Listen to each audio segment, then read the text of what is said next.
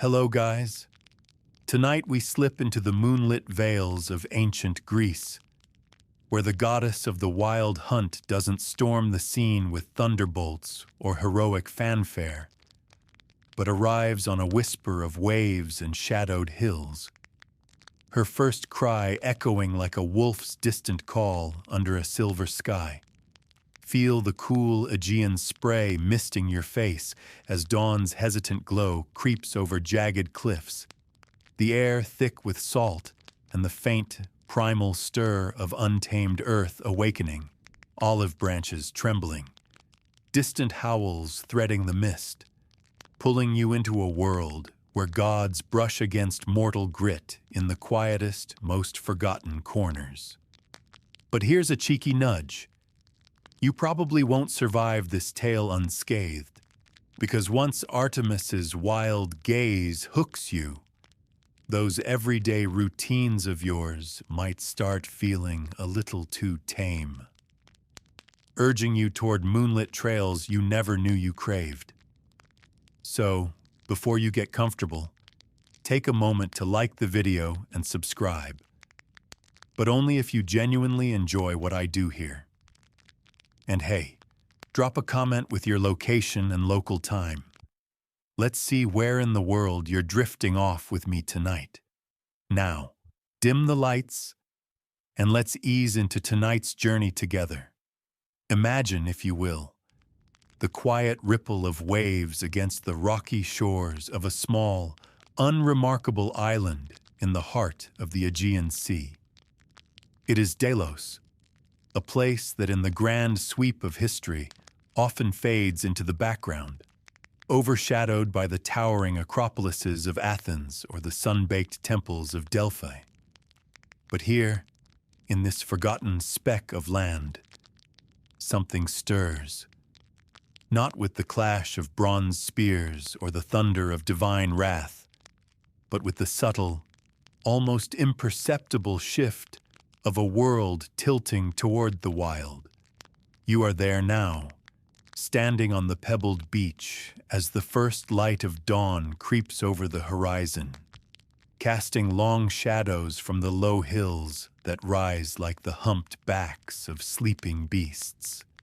The air carries the faint salt tang of the sea, mingled with the earthy scent of olive groves just beginning to stir from winter's grip. This is the world into which Artemis would enter, not as a blaze of glory, but as a whisper carried on the wind. Delos in those ancient days, let's say around the time when the Mycenaean kings still held sway over the mainland, though the myths themselves blur the edges of chronology, was no paradise of myth. It was a practical place, a trading post where fishermen mended their nets under the relentless sun, and merchants bartered amphorae of wine and oil for the rough wool of island sheep. The island's soil was thin, its water scarce, drawn from cisterns fed by seasonal rains that often failed. Life here demanded resilience, the kind forged in the quiet routines of survival, rising before the cocks crow to check the olive presses, or scanning the horizon for the sails of Cretan traders who might bring news from afar, or disease if the winds turned foul. The inhabitants, a mix of Ionians and Carians with skin bronzed by labor, lived in clustered huts of mud brick and thatch, their days punctuated by the creak of looms and the low murmur of prayers to forgotten sea gods. Yet beneath this ordinariness lay a deeper rhythm, one tied to the cycles of moon and tide, where women gathered in the evenings to share stories of births and losses, their voices soft against the crash of waves. It is into this world that Leto, a titaness of gentle demeanor and unyielding determination, arrives, heavy with child. You can picture her, perhaps, making her way across the strait from the mainland, her steps measured and weary, guided by the faint pull of destiny that the poets would later call the will of Hera. Leto was no warrior queen. She was a figure of quiet endurance, her beauty said to rival the dawn, but her life marked by the bitterness of divine jealousy. Hera, ever vigilant, had decreed that no solid land would harbor Leto's twins, scattering her from sanctuary to sanctuary, like chaff on the wind. Delos, then a mere floating rock adrift in the sea, or so the old tales insist, though geologists today might chuckle at the notion, was her last hope. Asteria, Leto's sister, had once transformed into the island itself to escape Zeus's advances, and now it bobbed uncertainly, its jagged shores a testament to reluctant stability. When Leto's foot touched its soil, the earth trembled slightly, as if acknowledging the weight of what was to come. The island's few dwellers, roused from their slumbers, watched from afar, their faces etched with the wariness of those who know the gods too well. The birth itself unfolds, not in a burst of celestial light, but in the mundane grit of human frailty. You are in the dim interior of a simple shelter, perhaps a cave hollowed from the island's limestone cliffs, where the air hangs heavy with the scent of damp stone and smoldering herbs.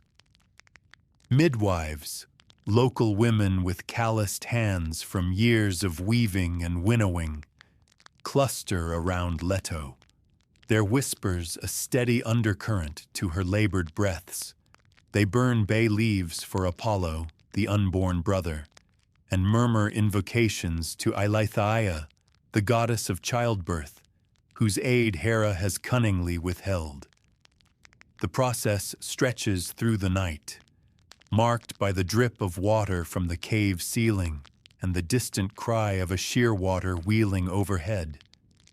Leto's pains come in waves, each contraction a reminder of the god's capriciousness.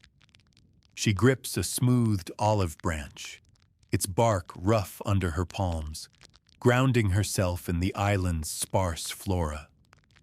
The midwives apply compresses of soaked wool, cooled in the cistern's precious water, and chant rhythmic phrases in the old Dorian tongue. Phrases about the moon's pull on the tides, about the wild herbs that ease the body's betrayal. As the hours wear on, the first hints of dawn filter through the cave's mouth, painting the walls in hues of rose and gold. It is then, in that liminal space between night and day, that Artemis emerges.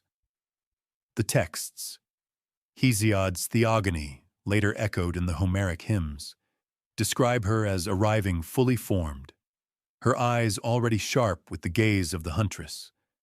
But let us linger on the human scale, the details that the epics gloss over.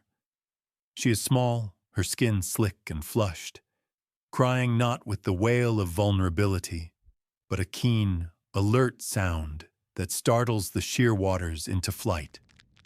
The midwives wrap her in a swaddling of soft lamb's wool, dyed with madder root for a faint red hue, symbolizing the earth's blood. Leto, exhausted but resolute, cradles her daughter, tracing the delicate curve of an ear that seems attuned already to the rustle of leaves in the wind. Artemis's name, they say, derives from Artemos, the unscattered or the safe, a nod to the wholeness she brings to this fractured moment. Yet even in this triumph, there is the shadow of her brother Apollo, still unborn, his arrival delayed by the child's own precocity. Word spreads slowly across Delos, as news does in such isolated places. The fishermen, hauling their boats onto the shingle beach, pause to offer libations of unmixed wine poured into the sand, their gestures practical rather than fervent. "A goddess among us," one mutters, wiping salt-crusted hands on his chiton, while another nods, remembering tales of Zeus's wandering eye. The islanders' lives, so bound to the sea's rhythms, begin to shift imperceptibly. Women in the weaving sheds incorporate new patterns into their cloths, subtle crescent motifs, evoking the moon's sickle phase, while men carve small effigies from driftwood, wolves with eyes of polished shell, to place at the hearth. These are not grand rituals. They are the quiet adaptations of a people who understand that divinity touches the everyday, like dew on a nettle leaf. Artemis, from her earliest breaths, embodies this. Not the thunderous Olympian, but the guardian of margins, the wild places where cultivated fields give way to untamed scrub. As days turn to weeks, Leto recovers in the cave's shelter, nursing her daughter amid the island's sparse provisions. The midwives teach her the local ways, how to forage for wild thyme and oregano on the hillsides, their leaves crushed to flavor the thin barley porridge that sustains them. Artemis, alert even in infancy, fixes her gaze on the flickering shadows cast by olive branches against the wall, as if memorizing the dance of light and dark. The islanders bring small gifts, a basket of figs, still warm from the sun, a flask of goat's milk curdled just so. In return, Leto shares fragments of her story, the flight from Hera's wrath, the cold nights on barren shores, binding the community in a web of shared secrecy. Delos, once adrift, now feels anchored, its people sensing that this birth has woven their fates into the larger tapestry of the gods. But as the moon waxes toward fullness, casting its silver pallor over the waves, a restlessness stirs. Apollo's birth looms, his cries destined to echo farther than any mortal's. The midwives whisper of omens, a wolf sighted on the eastern ridge, its howl carrying farther than usual, and a sudden bloom of asphodel along the path to the cistern. Artemis, swaddled against her mother's chest, seems to listen, her tiny fists clenching as if grasping for a bow yet unfletched. The island holds its breath, the routines of daily life, mending nets, grinding grain, now laced with anticipation. What role will this child play in the unfolding drama? Will her wild essence temper the sun god's fire, or ignite conflicts yet unforeseen? And so, as you sit by the cave's mouth, the sea lapping at your feet, you wonder, in the quiet cradle of Delos, what unseen threads does Artemis begin to pull, drawing the wild into the heart of the divine order? You linger still on that pebbled shore of Delos, the sea's murmur a constant companion as the days stretch into a tentative spring. The olive trees, their branches gnarled like the hands of old fishermen, begin to haze with new growth, and the air thickens with the hum of bees foraging among the wild thyme. Artemis, now a few weeks into her young life, rests in Leto's arms as they venture from the cave's dim confines into the island's sparse light. The Titaness moves with the careful gait of one still mending, her tunic stained faintly with the milk that seeps through the woolen wrappings. Around you, the islanders resume their rhythms, women bent over stone querns, grinding barley into coarse meal that dusts their skirts like fine sand. Men repairing the low walls of dry stone pens where goats bleat against the fence. These are the threads of existence that bind Delos, unyielding and uncelebrated. Yet it is within them that the divine takes tentative root, like a sapling pushing through cracked earth. Leto's recovery unfolds in the quiet cadence of necessity. The midwives, those steadfast women whose names, Irene perhaps or Thalea, echo only in the oral annals of local lore, return daily with poultices of fig leaves and honey, applied to soothe the lingering aches of labor. They teach Leto the island's secrets for sustenance, how to identify the tender shoots of mallow along the coastal paths, their leaves boiled into a mucilaginous tea that eases the body's weariness, or the way to leach the bitterness from acorn meal gathered from the scattered oaks, grinding it anew each dawn to stretch the meager stores. You watch as Leto learns these arts. Her fingers, once accustomed to the ethereal halls of Titan realms, now stained with the green sap of herbs.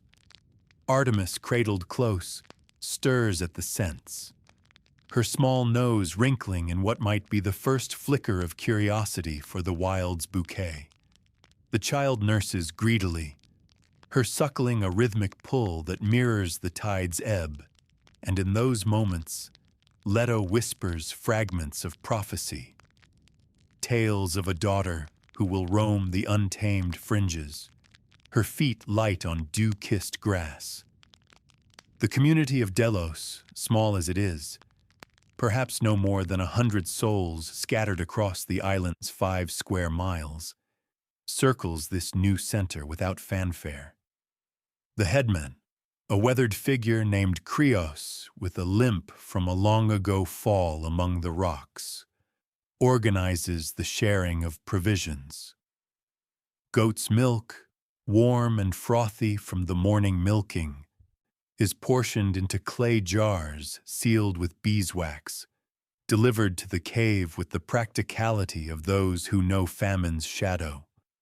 In exchange, Leto offers counsel drawn from her divine lineage, advice on routing aqueducts from the higher springs to better feed the cisterns, or the timing of seed sowing aligned with the Pleiades rising.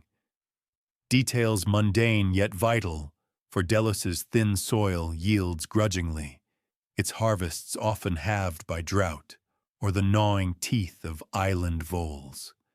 The women form a loose circle in the evenings, seated on rush mats outside the weaving sheds, their needles flashing in the fading light as they mend tunics or plait baskets from oleander twigs. Here, stories flow like the thin rivulets from the cliffs. One recounts a season when the winds carried locusts from the east, stripping the barley fields bare, and how the survivors turned to fishing with bone hooks carved from sheep femurs, their lines weighted with smoothed pebbles. Leto listens, her presence a quiet elevation of these tales, infusing them with the gravity of cosmic cycles, the moon's phases that govern not just tides, but the swell of wombs and the ripening of grain. Artemis, even in her infancy, begins to reveal the contours of her nature, subtle as the first cracks in parched soil. You might imagine holding her, the weight slight and warm against your chest, as her eyes, gray as storm clouds over the strait, fix on the horizon where sea meets sky. During a midday lull, when the sun beats down and the islanders seek shade beneath woven reed awnings, Leto carries her to the low hill overlooking the sacred lake. Its waters stagnant and fringed with reeds that whisper in the breeze. There, amid the calls of herons stabbing at minnows, Artemis quiets, her breaths sinking with the wind's sigh through the scrub. The islanders note it. A ewe from the flock wanders too near a thicket of brambles, its wool catching, and though no one approaches, the creature extricates itself unharmed, as if guided by an unseen hand. Or the way wild dogs, lean shadows descended from some long-forgotten sailor's hound, circle the cave at dusk but never enter, their yellow eyes reflecting the hearth's glow with a wary respect.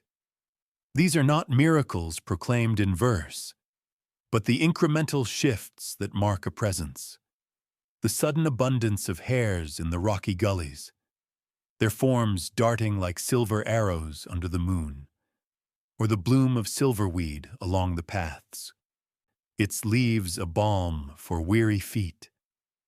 As the weeks deepen into the equinox's approach, the shadow of Apollo lengthens. Leto's belly swells anew, the second child pressing with an urgency that disrupts her sleep, sending her pacing the cave's floor in the small hours. The midwives prepare, gathering birthing stools of olive wood smoothed by generations, padded with layers of dried asphodel to cradle the body. They discuss Eileithia's reluctant aid, Hera's curse manifesting in prolonged labors across the lands, and brew infusions of silphium, that rare herb traded from distant Cyrene, its resin a guarded remedy for easing divine obstructions. The air in the cave grows thick with anticipation, the smoke from the hearth curling like question marks toward the ceiling.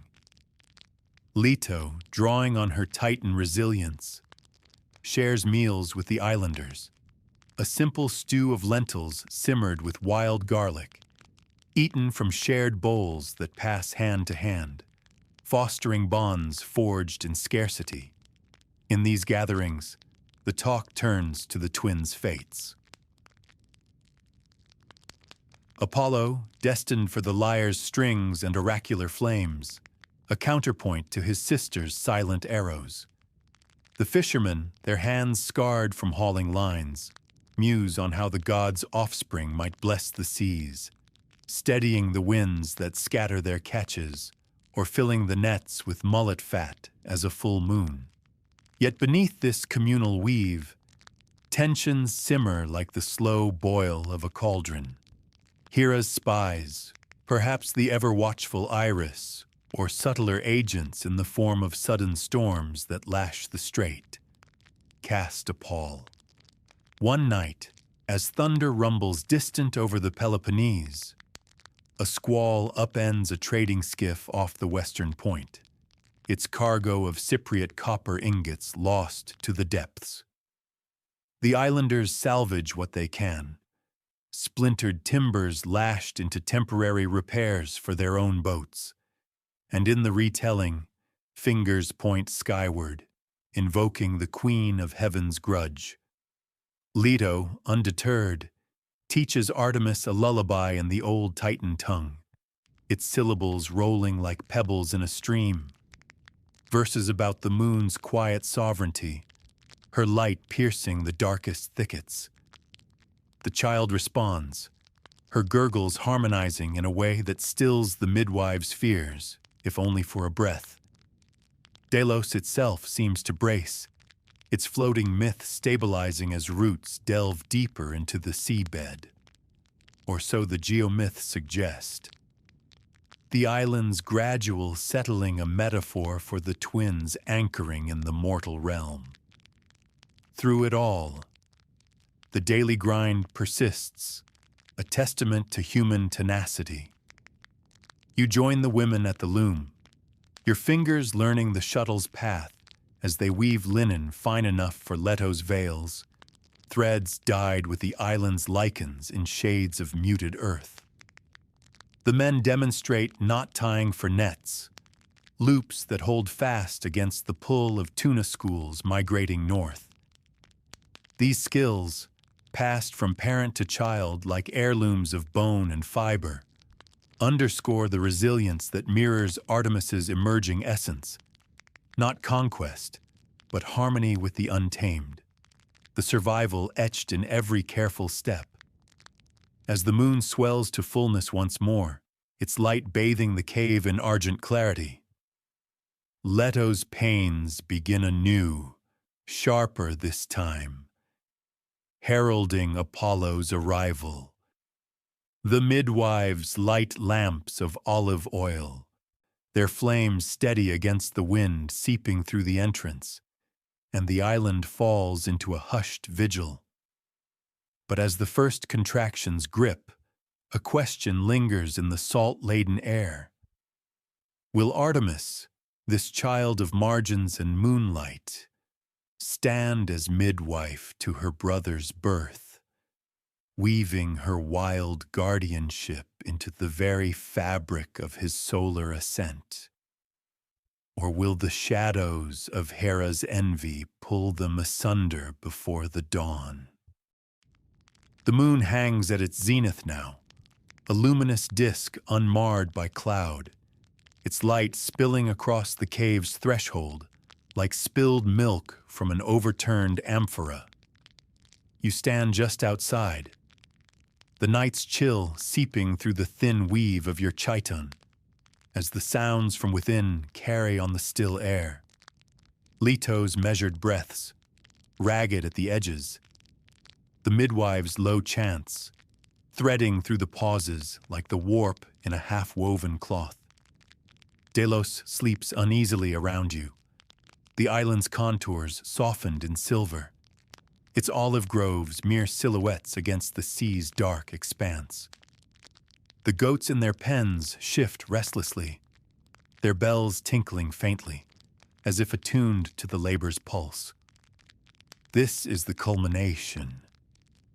The moment when the divine intersects the mortal not with fanfare, but with the raw persistence of flesh and bone, the quiet insistence that even gods must navigate the straits of birth. Inside the cave, the scene unfolds with the deliberate pace of a ritual honed by necessity. The birthing stool, its legs carved from the island's resilient lentisk wood, supports Leto as she bears down, her face sheened with sweat that gleams like dew on asphodel. The midwives, sleeves rolled to their elbows and hands steady from years of similar vigils, apply cool cloths wrung from the cistern's hoard. Water precious as nectar in this arid place, now sanctified by use. One, the elder with silver threads in her braid, murmurs encouragements drawn from the old women's lore. Breathe with the wave as the sea claims the shore, her voice a anchor amid the contraction's surge. They have prepared as best they can against Hera's meddling, offerings of barley cakes baked in the hearth's embers, scattered at the cave mouth to appease the unseen forces, and a libation of time-infused water poured into a shallow basin, its ripples catching the lamplight like fleeting stars. Artemis, now several weeks old and swaddled in a cradle of woven reeds nearby, stirs fitfully, her eyes half open in the dimness, as if sensing the echo of her own arrival. The labor stretches through the night, each phase marked by the incremental details that define endurance. Leto's pains peak and ebb, her body a vessel strained by divine decree. Yet her resolve, forged in the Titan's ancient fires, holds firm.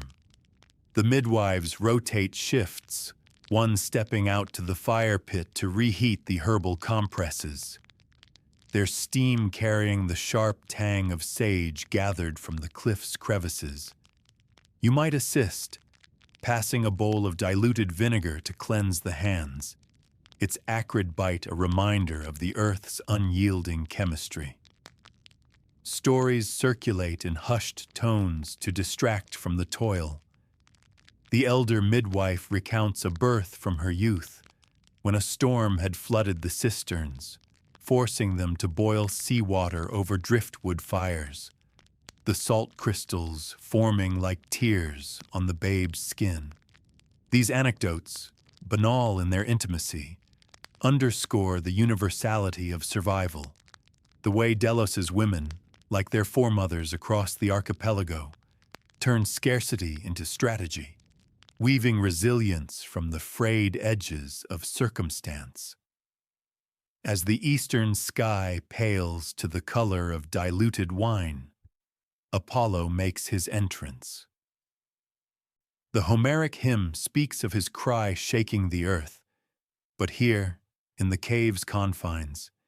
It is a robust wail that startles the doves roosting in the entrance, their wings fluttering like parchment pages. He emerges vigorous, his skin ruddy as the dawn, limbs kicking with an energy that belies the ordeal. The midwives work swiftly, severing the cord with a flint blade flaked fresh from the island's outcrops, then swaddling him in linen softened by repeated washings in the lye of wood ash. Leto, spent but luminous, gathers both children to her chest, Apollo's warmth mingling with Artemis's cooler presence, their breaths sinking in a fragile triad. The cave fills with a profound quiet, broken only by the drip of condensation from the ceiling and the distant lap of waves. Artemis, alert as ever, extends a tiny hand toward her brother, her fingers brushing his cheek in what the midwives later deem a blessing, an act of midwifery beyond her years, easing the final pangs as if invoking the moon's soothing pull. Dawn breaks fully now, painting the cave walls in strokes of amber and rose, as word ripples through Delos like a stone skipped across the lagoon. The fishermen, already astir with their lines coiled and hooks baited with octopus scraps, pause on the beach to pour offerings into the shallows, handfuls of salt mixed with crushed shells, symbolic of the twins' dual natures, land and sea, wild and light.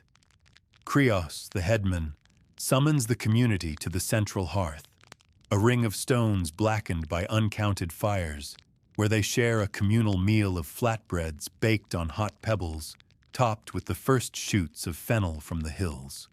Leto emerges into the light, children in arms, her steps tentative but unbowed, and the islanders form a loose circle, their faces weathered by wind and want, offering nods more than bows. Gifts accumulate modestly, a necklace of cowrie shells for Artemis, threaded on sinew from a sacrificed kid, a tiny rattle for Apollo, fashioned from dried gourd seeds encased in olive wood. These tokens, crafted from the island's leavings, carry the weight of practicality, items that might soothe a fretful night or ward off the island's chill winds. In the days that follow, the twins' presence infuses Delos with a subtle transformation, one woven into the fabric of daily toil rather than etched in marble. The women incorporate the children's cries into their weaving rhythms, the shuttles click-click harmonizing with gurgles that seem to predict the wind's shifts, fair breezes for fuller nets, or gales that demand the boats be dragged high above the tide line. Leto, drawing on her recovered strength, aids in the spring planting, her hands guiding the dibble into the thin soil as they sow emmer wheat in furrows aligned with the solstice's arc. She teaches the islanders to observe the moon's phases more keenly, marking Artemis's namesake in their calendars scratched on beeswax tablets. The crescent for sowing wild herbs, the full for harvesting the sea's bounty. Apollo's influence manifests in the sudden clarity of the air, ailments of the chest easing among the elders, treated with infusions of island hyssop that now seem more potent, as if touched by solar vigor. Yet this idyll is tempered by the gods' broader currents. Messengers, swift-footed runners from the mainland, their calves scarred from rocky paths, arrive bearing tidings of Hera's court, where whispers of the twins' birth stir unrest among the Olympians. Delos, sensing its role as cradle, fortifies its edges, low walls topped with thorns, watchfires lit on the promontories to signal approaching sails. The islanders adapt, their lives a mosaic of caution and continuity. mending roofs with fresh thatch before the summer heats, or curing fish in salt pans that evaporate under the relentless sun. Artemis and Apollo, tended in the cave's expanded shelter, grow in tandem. She, reaching for the shadows at the room's edges, her coos mimicking the hoot of a nightjar. He, turning toward the light, his laughs bright as the lyre's first pluck. Leto watches them, her stories now encompassing the pair's intertwined fates, the huntress who clears the paths for the prophet's visions, the balance of wild and word that would echo through the ages. As the season turns toward summer, with the cicada's drone filling the air like a persistent hymn, Delos fades into the background of myth, its people dispersing to the mainland's call or the pull of trade winds. The cave becomes a shrine in memory, its walls etched with simple spirals evoking the twins' arrival. You walk the paths one last time, the ground firm beneath your feet, the sea's horizon unbroken. In this quiet genesis, Artemis emerges not as a distant deity, but as the embodiment of those margins where survival meets the sacred. The wolf's shadow in the olive grove, the moon's light on a fisherman's net. Her birth, entwined with Apollo's, reshapes the divine order, infusing it with the resilience of ordinary lives. The midwife's steady hand, the shared bowl of porridge, the unspoken pacts against envy. Reflect then as the sun climbs higher. In our own fractured times, does Artemis's legacy remind us that true guardianship lies not in thunderous decrees, but in the patient tending of wild edges, the places where human tenacity defies the gods' caprice, weaving endurance into the very stars. Picture yourself descending into the folded valleys of Arcadia, where the Peloponnese's spine rises in rugged folds of limestone and schist, etched by millennia of rain and frost into a landscape that seems to breathe with the earth's own quiet pulse.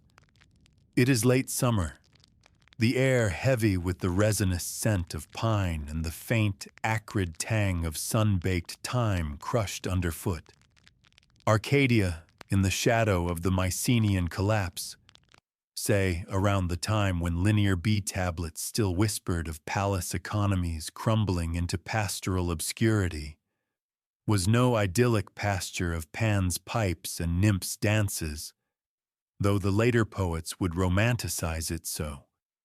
Instead, it was a place of stark pragmatism, where shepherds in woolen cloaks, patched with leather, navigated goat trails steep as ladders. Their crooks fashioned from hazel branches coppiced yearly to ensure straightness. The soil here, thin and pebbled like the bed of a mountain stream, yielded barley and lentils only after laborious terracing, walls of dry-laid stone that snaked the hillsides, built by hands calloused from generations of the same unyielding toil. You tread these paths now, your sandals grinding against the grit as the sun dips toward the Tagetus range, casting long shadows that pool in the hollows like ink spilled from a scribe's reed. The heart of this story beats in the village of Chaeronea, a cluster of perhaps 50 households huddled against the northern slopes, where the Leiden River's tributaries carve silver threads through the oak woods. Life in Chaeronea revolved around the loom and the herd, twin pillars of survival in a land where winters could bury a man in snowdrifts deeper than his height, and summers parch the streams to trickles. Women rose with the false dawn, kindling hearths with flint-struck sparks on tinder of dried fungi. to bake flatbreads of emmer flour mixed with ground acorns leached overnight in running water. A process that demanded vigilance, lest the tannins turn the dough bitter as bile. The men, meanwhile, drove flocks to the higher pastures, their paths marked by cairns of flat stones, each pile a silent testament to wanderers who had paused to add their pebble, invoking safe passage from the unseen watchers of the wild. These were Arcadians, descendants of those who had clung to the old ways when the sea peoples ravaged the coasts, their dialects thick with Doric inflections. Their gods invoked not in marble halls, but in the forked boughs of wild olive trees, where libations of goat's blood soaked the roots. Into this weave of routine steps Artemis, now a maiden on the cusp of her divine adolescence. The myths place her ageless, but let us imagine her in the bloom of what mortals call 14 summers. Her form lithe as a fawn's, eyes keen as flint flakes.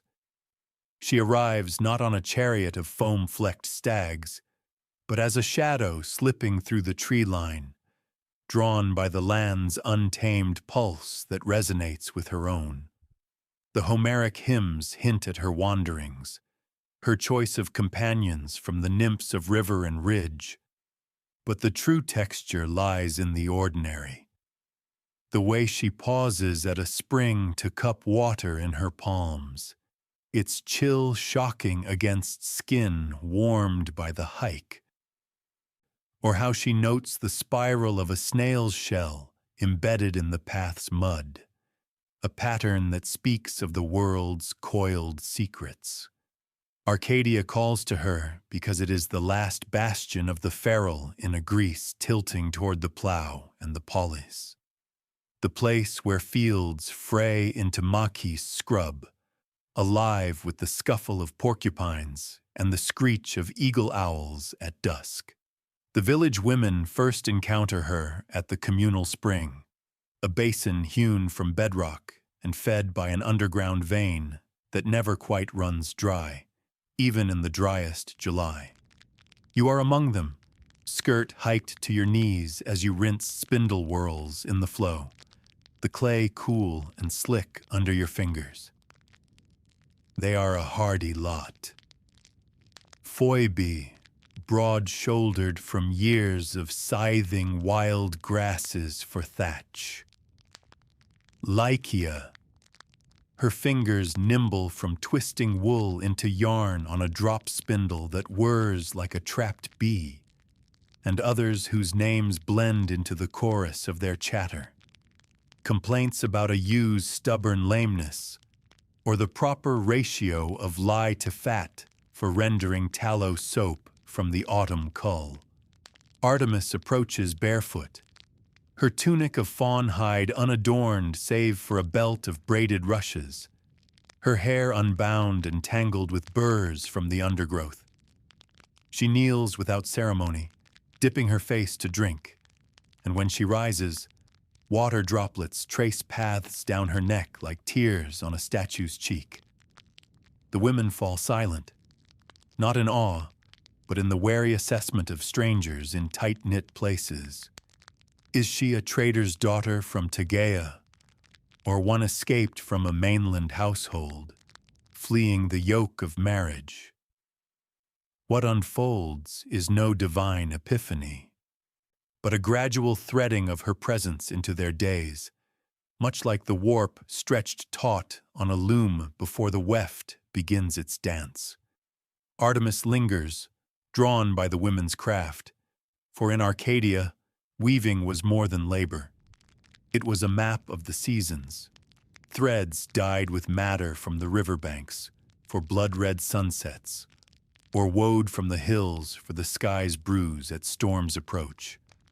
She watches as Phoebe demonstrates the backstrap loom, its wooden frame lashed with sinew, the weaver leaning into the tension with her body weight to advance the cloth.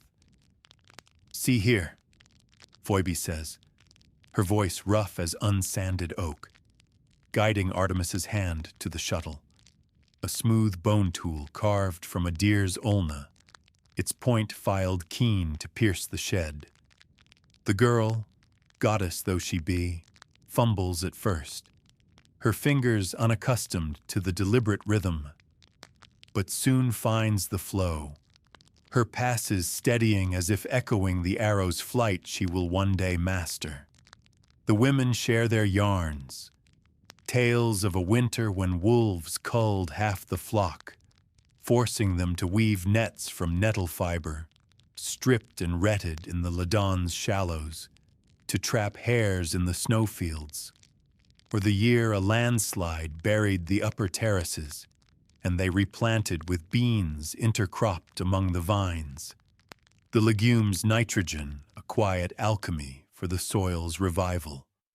Artemis, in turn, brings the wild's lexicon to their circle. She shows them tracks in the mud, the splayed pad of a boar, tusks gouging the earth like plowshares gone awry, the delicate imprint of a deer's cloven hoof, pointing toward the berry thickets where the does calve in secret. Under her guidance, the women venture beyond the village bounds, baskets of woven willow slung over shoulders, foraging for dittany whose leaves staunch a cut as surely as cobwebs, or cyclamen bulbs roasted in embers to ease the flux of a woman's courses.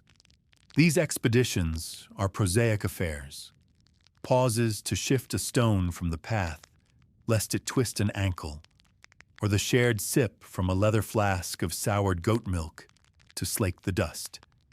Yet in Artemis's company, the woods yield more bountifully.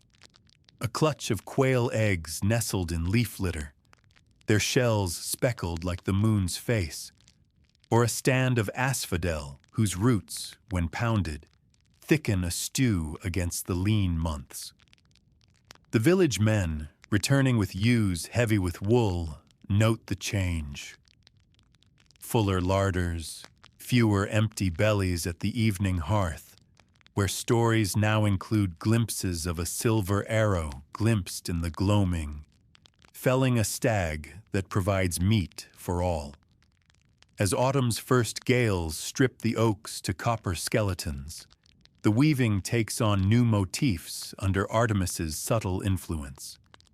The women incorporate subtle emblems, a zigzag for the lightning that cracks the ridges, or a running spiral evoking the river's meander, patterns that in time will adorn the peplos offered at her shrines.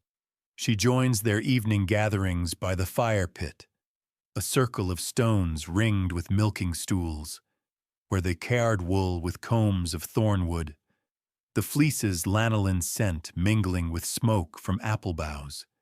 Here, amid the crackle of flames fed by windfall branches, Artemis speaks of the hunt not as glory, but as necessity's edge. The way a bow's curve mirrors the spine's arch under strain, or how one reads the wind's whisper in a hare's ear twitch.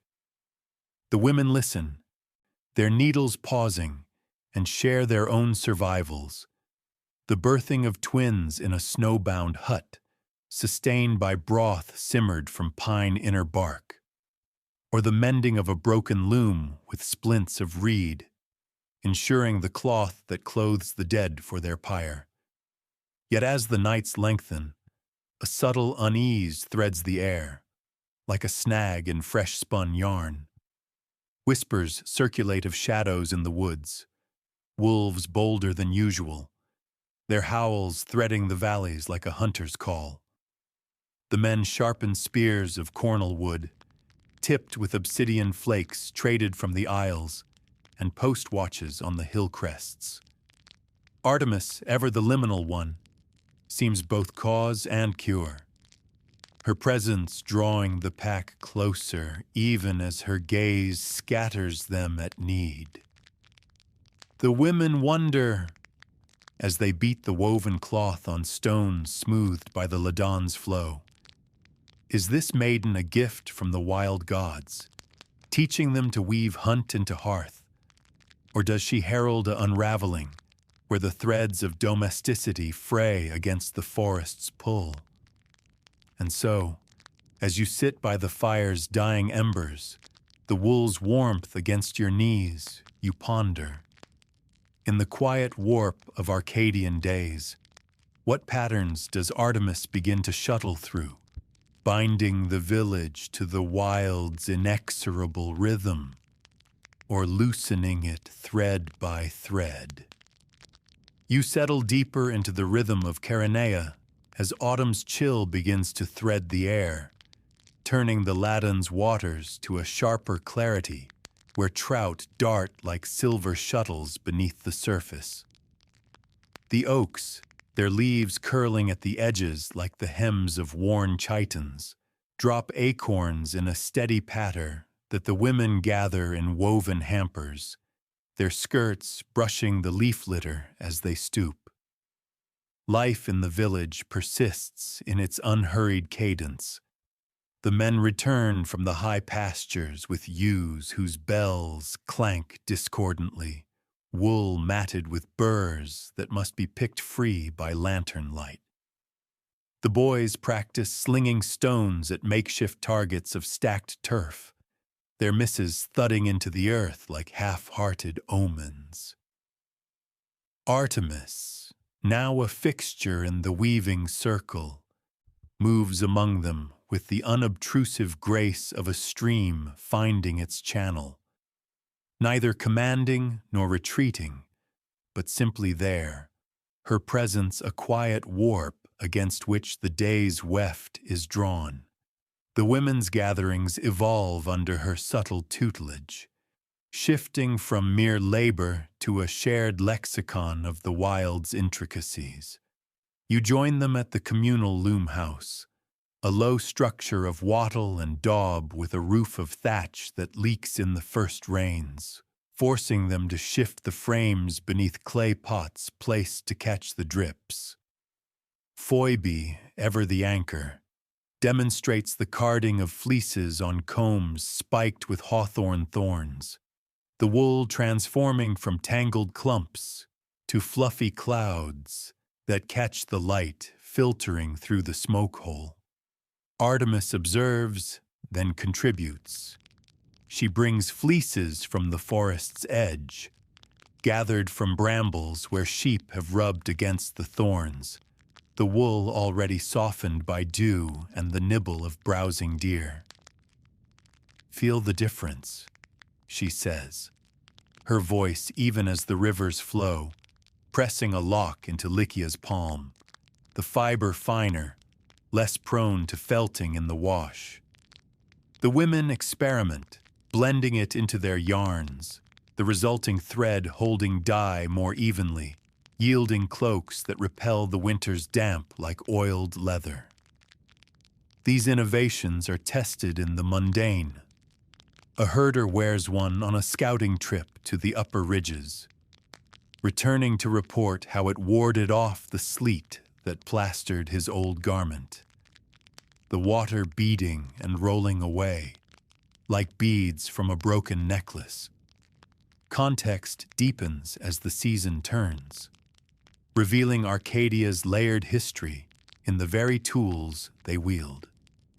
The looms themselves, heirlooms passed through bloodlines thinned by fevers and falls, bear the marks of earlier eras, pegs worn smooth from the fingers of grandmothers who had fled the Dorian migrations, hiding in the ravines with bundles of undyed yarn clutched to their breasts. Leto's tales, carried on Artemis's lips, interlace with these. Stories of the Titan hunts, where nets were woven from spider silk gathered at dawn, invisible until the quarry tangled in their embrace. The women listen as they ply the spindle, the whir a counterpoint to her words, and adapt. They experiment with nettle fibers stripped from the riverbanks, retted in ash lye baths that bubble softly over the hearth, producing chords strong enough for snares that claim conies without waste. One evening, as the fire spits from resinous pine knots. Artemis recounts a forgotten rite from the island cradles, how maidens in Delos bound their hair with willow withes to invoke the moon's clarity in their sight. And the women try it, twisting supple branches into fillets that, when worn on a foraging run, seem to sharpen their eyes to the quiver of a partridge's wing beneath the ferns. Daily survival strategies unfold in tandem, the hunt weaving into the hearth's routines like a recurring motif. The village faces a lean spell as the first frosts blacken the late greens, the stored lentils sprouting mold in the damp pits lined with straw. Artemis leads small parties, never more than 4 to avoid startling the game, into the bordering woods, teaching the art of reading the land's signs. The way moss clings thicker on the north sides of oaks, indicating sheltered glades where pheasants roost. Or the faint scrape of antler on bark, signaling a stag's rut that draws the does into predictable paths. You accompany one such foray, your breath fogging in the crisp air as you crest a ridge where the maquis gives way to a hollow of chestnuts, their husks split open like secrets revealed. The bows they carry are simple affairs, yew staves tillered by the village elder, strung with twisted flax and tipped with arrowheads of chipped chert, napped with antler tools that leave a faint sheen on the edges. Artemis demonstrates the draw, not with flourish, but with the economy of necessity, her shoulders rolling back as the string aligns with her anchor point at the jaw's corner. The release a whisper that sends the shaft arcing true to pin a hair mid-leap, its form crumpling without undue suffering. Back at the village, the processing is a communal rite of efficiency. Skins scraped clean of flesh with bone scrapers curved like the moon's sickle, stretched on frames of split hazel to dry by the hearth's warmth. Meat portioned into haunches seared over coals. The fat rendered into lamps that burn with a steady, acrid flame through the lengthening nights. The women incorporate these yields into their weaving lore. Tendons from the hairs twisted into the finest threads for embroidery, dyed with walnut hulls foraged from the river's bends, creating borders on tunics that depict running stags, their lines fluid as the Ladon's current. Personal stories surface in these tasks, binding the group tighter. Lycia speaks of her brother's loss to a boar charge 3 winters past, how the men had tracked it for days, surviving on dew wrung from moss and berries pulped in their mouths, only to find the beast turned to dust in a lightning-struck hollow. A tale that tempers their snares with caution, each set baited with just enough apple cores to lure without excess. Phoebe shares the quieter endurance of her widowhood, weaving alone through miscarriages that left her hands idle until the circle's rhythm pulled her back, thread by thread. As the leaves blanket the paths in a coppery hush, tensions from the encroaching wild begin to knot. The wolves, drawn by the scent of fresh kills hung to age in the smokehouse, test the village's edges more boldly. Paw prints circle the goat pens at dawn, the mud churned like a poorly heddled cloth. The men reinforce the folds with stakes driven deep into the frozen ground, their mallets thudding a somber beat. While Artemis advises on diversions, scattering wolf scat gathered from the high trails to mark territory, or burning bundles of artemisia whose sharp smoke confuses the pack's noses. Yet incidents mount.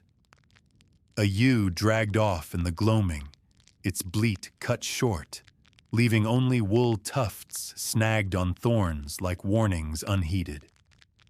The village elders convene by the central olive, its trunk scarred from axes spared in lean years, debating whether to petition the seer at Tegea for oracles, or to mount a cull with torches and spears that risk drawing more beasts from the dark.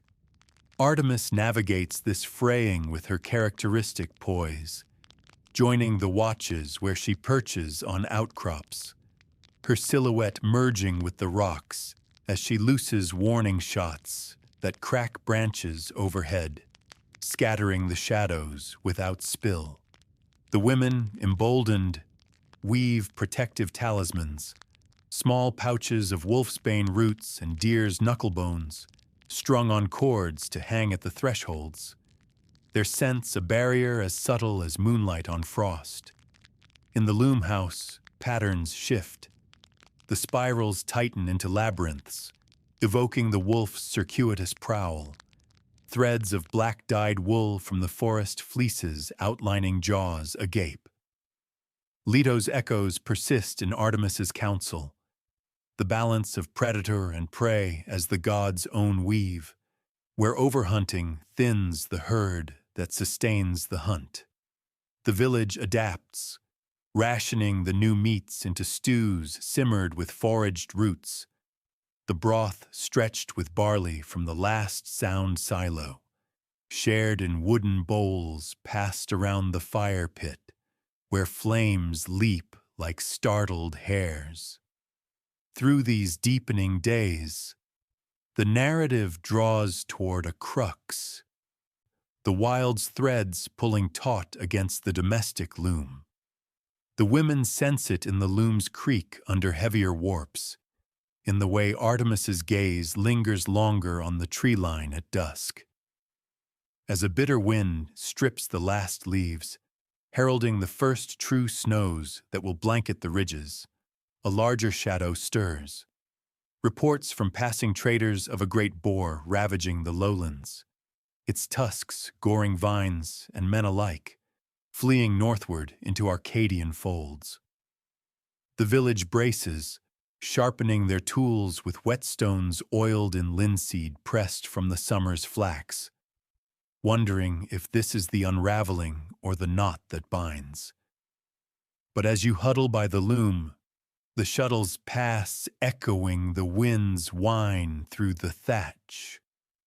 A question coils like unplied yarn. Will Artemis guide them to weave this encroaching peril into sustenance, a hunt that fortifies the circle? Or will the wild's howl snap the threads, leaving the village to unravel in the winter's grip? Winter's first grip tightens on Chaeronea like a poorly tensioned warp, the snows blanketing the ridges in a hush, broken only by the muffled crunch under booted feet. The Ladon freezes in patches along its shallows, ice veining the surface like cracks in a fired pot, while the village hunkers inward, smoke curling from the thatch roofs in lazy spirals that the wind twists into fleeting shapes. You huddle in the loom house, the air thick with the scent of damp wool and the faint char of peat dug from the boggy lowlands, fuel that burns slow and hot, eked out through the long nights. The boar's shadow looms larger now, its depredations filtering down from traders' tales, vineyards in the vales below trampled to ruin, its tusks carving gashes in the trunks of fig trees, heavy with unripe fruit, and men felled in the fields, their wounds festering like unspoken grudges. The village elders, faces lined like the bark of ancient cork oaks, gather by the central fire pit, its embers banked under ash to preserve the heat, debating the cull with voices low as the river's winter murmur. Artemis, undimmed by the season's pallor, becomes the quiet axis around which preparations turn. She moves through the snow-dusted paths with purpose, her cloak a patchwork of hides stitched with sinew threads the women have taught her to waterproof by rubbing in beeswax rendered from the last hive's combs. The loom house serves as command, its walls hung with half-finished webs that now bear charts of the beast's trail, sketched in charcoal on scraps of linen, lines tracing its northward flight through ravines marked by uprooted saplings and scat like scattered obsidian. Phoebe and Lycia, their fingers chapped from the cold's bite, adapt their craft to the need. Weaving slings from braided nettle cord, pouches weighted with river stones smoothed by eons of current, tested by flinging at bundled straw that mimics the boar's bulk. Tighter here, Artemis instructs, her touch light on the knot, ensuring the loop holds without chafing the wrist. A detail born of the wild's unforgiving arithmetic, where a loose bind means a missed throw and an empty pot. The climax builds not in a thunder of horns, but in the incremental forging of resolve, the village's resilience distilled into the hunt's stark necessities. Dawn breaks gray and grudging on the appointed day. The sky a slate washed clean by night winds that have swept the snow into drifts waist-high on the leeward slopes. The party assembles at the village's edge, 8 souls bundled in layers of wool and leather, their breaths pluming like libations to the frost gods. The men carry spears hafted in ash, tips quenched in linseed oil to prevent rust from the damp. The women, including you, bear the woven snares and baskets for the yield, plus poultices of yarrow packed in waxed cloth to staunch any wounds. Artemis leads, her tracks light and sure, reading the snow's script. The boar's churned furrows where it rooted for tubers frozen shallow. The steam from its breath long dissipated, but the melt patterns telling of a turn toward the chestnut hollows. The trek consumes the morning, pauses marked by sips from goatskin flasks of mulled wine thinned with water, spiced with cinnamon traded from distant ports. Its warmth a bulwark against the numb that creeps into extremities. As the sun claws higher, feeble through the overcast, they crest the ridge into the hollow, a bowl of white rimmed by skeletal trees whose branches claw the air like unfinished shuttles. The boar is there, a massive form of brindled hide and yellowed tusks, rooting at the base of a fallen oak, its grunts echoing off the snow like the scrape of a loom's beater. Panic flickers. A young herder's foot slips on glare ice, sending a pebble skittering that alerts the beast, its head snapping up, small eyes red as embers in the gloom. But Artemis's voice cuts the moment, calm as a spindle's drop. Circle wide, use the wind's quarter. The party fans out, movements deliberate, boots planted to avoid the crust's betrayals. She signals with a raised fist, and the slings whir, stones arcing in a ragged volley that thud against the beast's shoulders, drawing a bellow that shakes loose powder from the boughs. It charges, tusks lowered like plowshares, toward the nearest man. But the woven snare deploys. Lycia, hands steady from years at the heddle, loops it over a foreleg, the nettle cord biting deep as the boar thrashes, entangling itself in the mesh that the women had reinforced with boar bristle from prior kills. The struggle resolves in a gritty ballet of survival, the snow churned to slush under the frenzy. Spears jab to keep distance, tips glancing off the hide thickened by winter fat, while Artemis looses her arrows, fletched with goose veins plucked from the river's migrants, shafts of cornel straight as the loom's beam, into the flanks. Each strike precise to cripple without waste. You witness it close, the acrid reek of the beast's musk mingling with the metallic tang of blood welling hot and dark, staining the white. A tusk grazes Phoebe's calf, tearing cloth and flesh in a shallow furrow, but she binds it swiftly with her own woven bandage, the yarrow's bitterness staunching the flow as they close the net.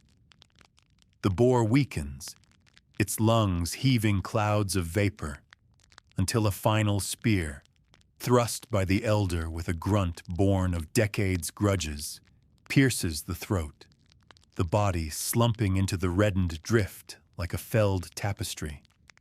The aftermath is labor, not triumph. The carcass field dressed with flint knives, entrails steaming in the cold as they spill the offal to the crows, a ritual nod to the cycle's turn. The men quarter the meat, haunches wrapped in hides to haul back on improvised litters of lashed poles, while the women salvage the hide, scraping it clean on the spot with mussel shells pried from the Ladon's banks in summer. Tusks are extracted, curved ivory that will be carved into loom weights or amulets, their heft a reminder of the peril transmuted. Artemis oversees the division, ensuring portions for the village's widows and the infirm, her portions smallest, a haunch for the dogs, a strip of flank for her own fire. The return trek drags through the afternoon, the load heavy but the air lighter, conversation threading through the exertion, jests about the boar's temper matching old Creos's, or plans for the fat rendered into soap that will cleanse the spring silt. Back in Chaeronea, the yield weaves into the community's sinews. The loom house fills with the scent of curing meat, strips hung from the rafters like banners of endurance, smoked over alder chips that impart a subtle earthiness to the flesh. The women process the hide, tanning it in a pit of oak bark decoction, its tannins drawn from galls gathered in autumn, the brew stirred daily with paddles of willow to even the soak, yielding leather supple enough for new soles on worn sandals or linings for cloaks against the next gale. Tusks become tools, one hollowed for a spindle whirl, its curve fitting the thumb's grip perfectly, spinning yarn finer than before. Stories proliferate around the hearths, where the meat simmers in pots of clay fired in the village kiln, stews thickened with blood flour, and foraged nettles blanched to tame their sting, binding the hunt into lore. How the snare held because Lycia's knot echoed the river's bend, or Artemis's arrow found its mark by reading the snow's sheen like a weft's gloss. This resolution ripples outward, fortifying the village against winter's deeper siege. The wolves, scenting the blood on the wind, circle closer but falter at the boar's reek smeared on the pen's thresholds, a ward of fat and musk that confounds their trails. The elders decree a weaving festival come the thaw, cloths offered at the wild olive's fork to Artemis, their patterns now labyrinths resolved into hunts triumphant. Personal arcs close in quiet ways, Phoebe's wound scars faintly, a line like a shuttle's path, reminding her of the circle's strength. The young herder, chastened by his slip, apprentices to the bowyer, tillering staves with newfound patience. Artemis lingers through the snows, her teachings embedded in the routines. The way forays now scan for snares' signs, or yarns blend wild fibers for durability untested before. As spring's tentative greens pierce the melt, the ladon swelling with runoff that carries the last ice flecks like forgotten threads. Chaeronea emerges woven tighter, the hunt's echo in every pass of the shuttle. You trace the new patterns on a finished cloak, the boar's form stylized in ochre dyes from clay pits, a motif that will travel with traders to distant hearths. In this Arcadian crucible, Artemis reveals the wild not as adversary, but as the loom's unseen tension, the pull that straightens the cloth of survival, binding human frailty to the land's inexorable weave. Ponder, then, as the river's thaw song rises, in our era of unraveling edges, where cities encroach on forests like ill-spaced heddles, does Artemis's lesson endure, that resilience blooms not from conquest's flash, but from the patient knotting of peril into provision, threading the ordinary into the eternal. Envision the marshy fringes of Attica, where the Euripos straight funnels its brackish currents into the shallow lagoons of Brauron, a coastal plain hemmed by the low hills of the Mesogaia that rise like the rumpled folds of a shepherd's cloak discarded at day's end. It is early spring, the air laced with the mineral tang of tidal mud and the faint, green sharpness of budding plane trees along the paths. Brauron, in the era when the Athenian democracy still teetered on the edge of its classical poise, perhaps during the archonship of some forgotten eponymos around 430 BCE, when the Peloponnesian War's shadow lengthened but had not yet choked the olive groves, was no grand sanctuary of white marble and incense-heavy altars. It was a practical wetland, where fishermen poled flat-bottomed boats through reed-choked channels to gill nets heavy with mullet, their hulls gutted on the shore under the relentless gaze of gulls wheeling in thermals off the sea. The soil here, a mix of clay and silt deposited by the river's sluggish flow, supported neither vast fields nor easy vintages. Instead, it yielded to the rhythms of salt marsh and scrub, where women gathered samphire for pickling in brine jars sealed with olive wood plugs, or harvested the tough rushes that served as the village's primary weave for mats and sandals. You walk these paths now, your feet sinking slightly into the soft earth, the distant bleat of goats from the upland pastures carrying on the breeze like a half-remembered melody. The core of Brauron's life pulsed in the sanctuary's modest precinct, a cluster of structures half swallowed by the marsh. The temple, a simple Doric edifice of local limestone whose triglyphs bore the patina of salt spray, surrounding stoas where initiates sheltered during rites, their roofs of terracotta tiles cracked from winter frosts and mended with lime mortar mixed from oyster shells burned in kilns fed by driftwood. This was the domain of Artemis Brauronia, the goddess as tender of transitions, her cult rooted in the island's ancient Pelasgian whispers, but codified by Ionian settlers who brought tales of the wild maiden from Delos. The priestesses, women past the blush of youth, their hair bound in kerchiefs stained with woad from the Attic hills, oversaw the Arcadia, the bear dance of the Maidens, not as spectacle, but as a measured passage from girlhood's frayed edges to the weave of womanly duties. Life here demanded the quiet arts of adaptation. Cisterns dug deep to capture rainwater that the porous ground drank greedily, lined with pitch from pine resins boiled in copper cauldrons, or the careful tending of sacred bears, domesticated cubs from the mountains, their pelts shedding in spring to be carded into talismanic threads for the girls' saffron-dyed tunics.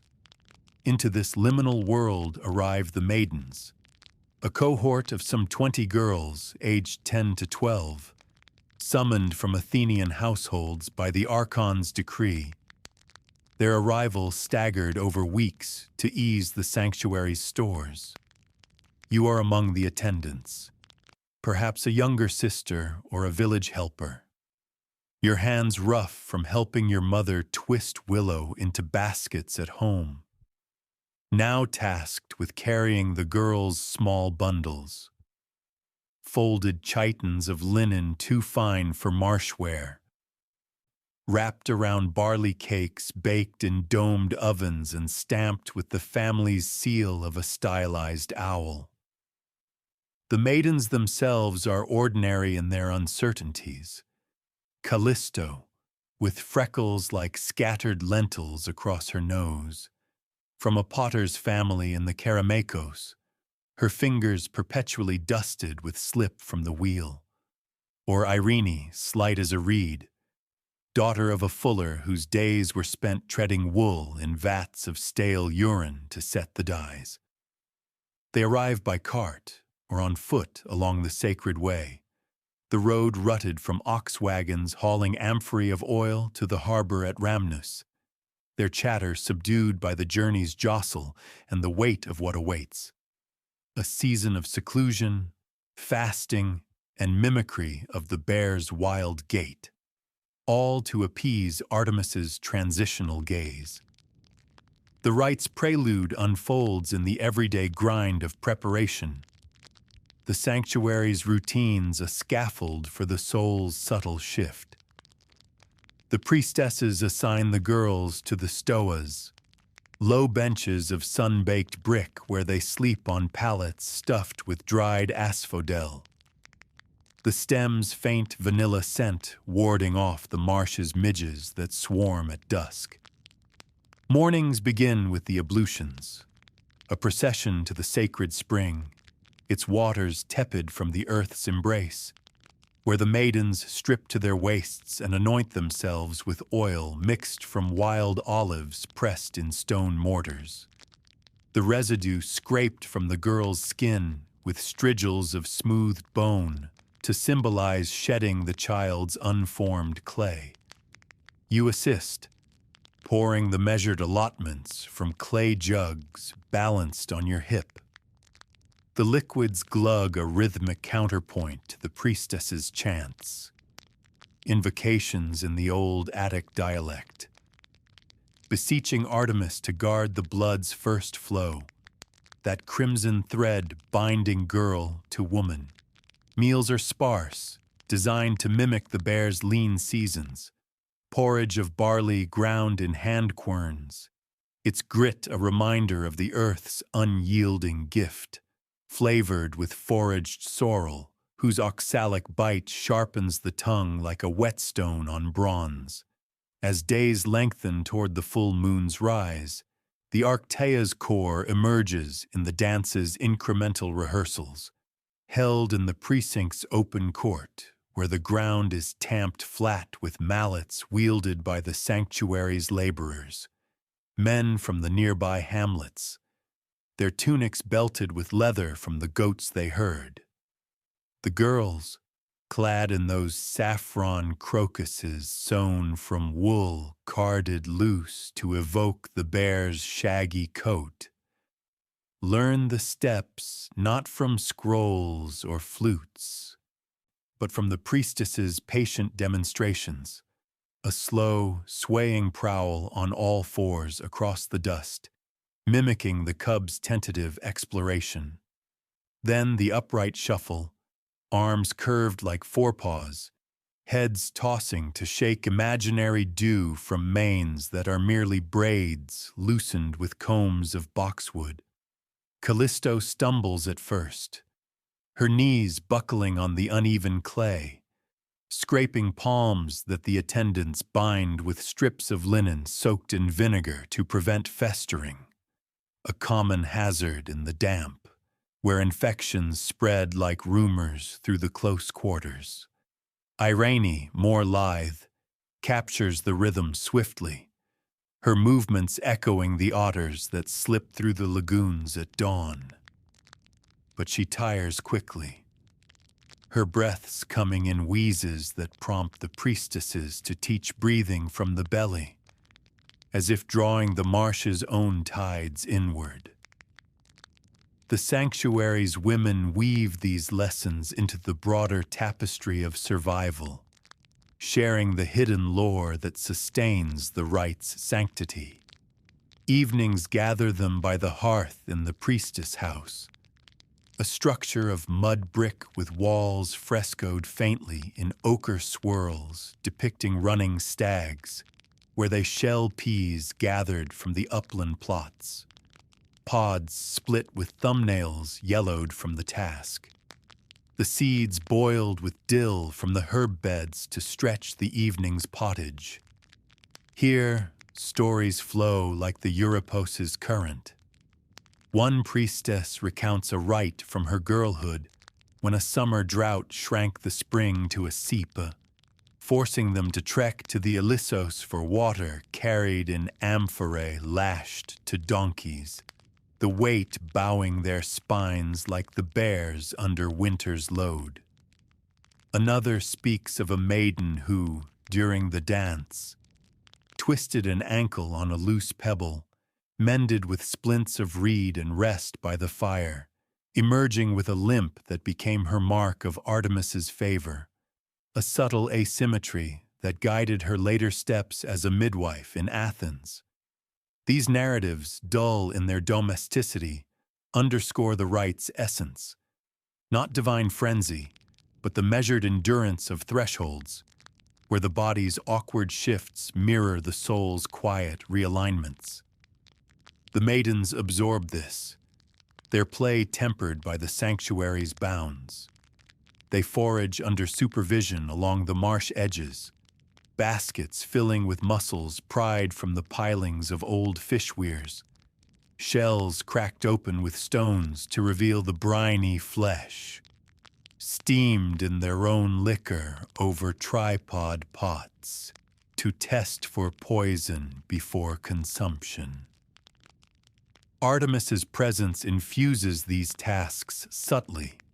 A sudden rustle in the reeds reveals a vixen with kits, their eyes like polished amber, teaching the girls the art of stillness, or the unexpected bloom of crocuses carpeting the court after a night rain, petals plucked for garlands that crown the dancers' brows during practice.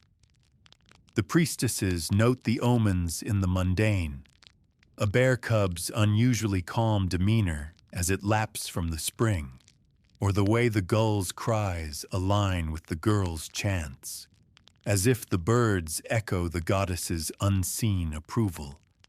Yet as the moon fattens, casting its pallor over the lagoons where frogs chorus in counterpoint to the distant waves, a undercurrent of unease stirs the reeds. Whispers circulate among the attendants of a prior rite marred by ill fortune, a maiden taken by marsh fever, her fever dreams filled with wolves circling the stoas, her passing marked by the priestess's hurried burial under a cairn of river stones. The girls sense it in the lengthening shadows, their dances growing hesitant, steps faltering as if the ground itself withholds its firmness. The priestesses redouble the offerings, loaves baked with honey from wild hives, their crusts imprinted with bear paws pressed in the dough, poured at the altar's base. But the air hangs heavier, laced with the premonition of transition's sharper edge. And so, as you kneel by the spring at twilight, the water's surface rippling with the moon's reflection, fractured like a maiden's resolve, you contemplate, in the hushed prelude of Brauron's Rite, what echoes does Artemis awaken in these girls' tentative steps, guiding them toward womanhood's weave, or luring them toward the wild's unresolved howl?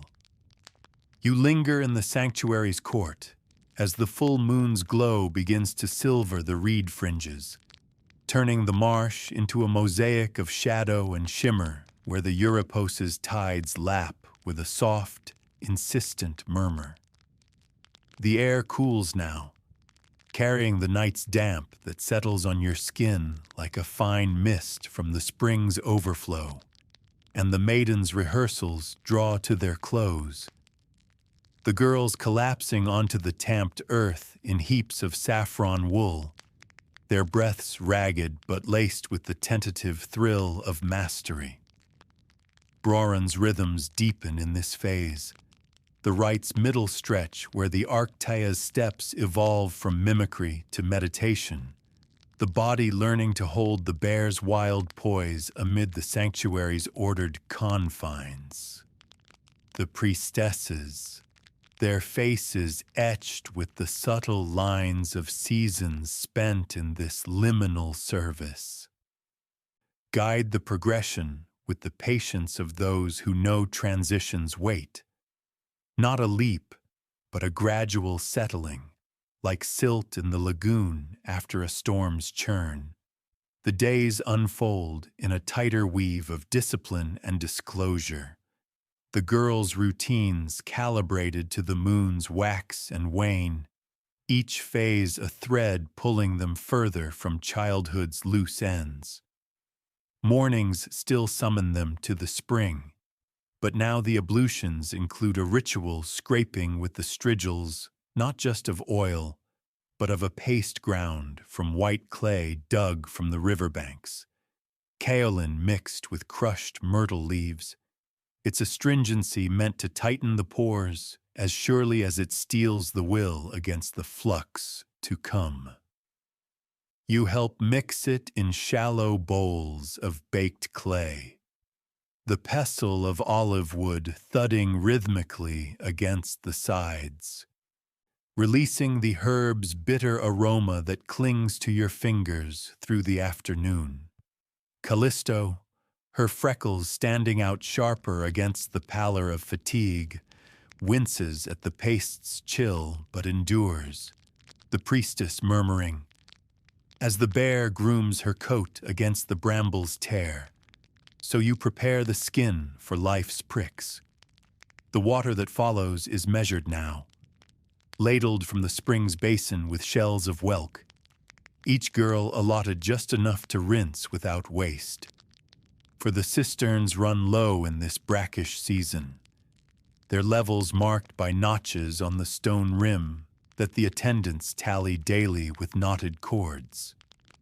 The dances intensify, shifting from the court's flat expanse to the marsh's yielding edges, where the ground gives like a living thing underfoot, training the ankles to flex against uncertainty. The priestesses lead the processions at midday, when the sun's heat draws steam from the mudflats, veiling the air in a haze that blurs the horizon where sea meets sky. The girls, their saffron tunics cropped short to free the limbs, form a loose arc along the reed beds, the sacred bears, 2 yearlings this season, their muzzles scarred from rough play with siblings left in the hills, padding alongside on leashes of braided rush.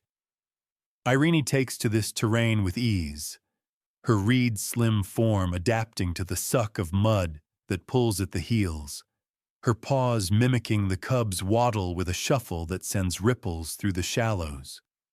But Callisto falters, her potter's stance too rooted, knees locking as if molded to the wheel.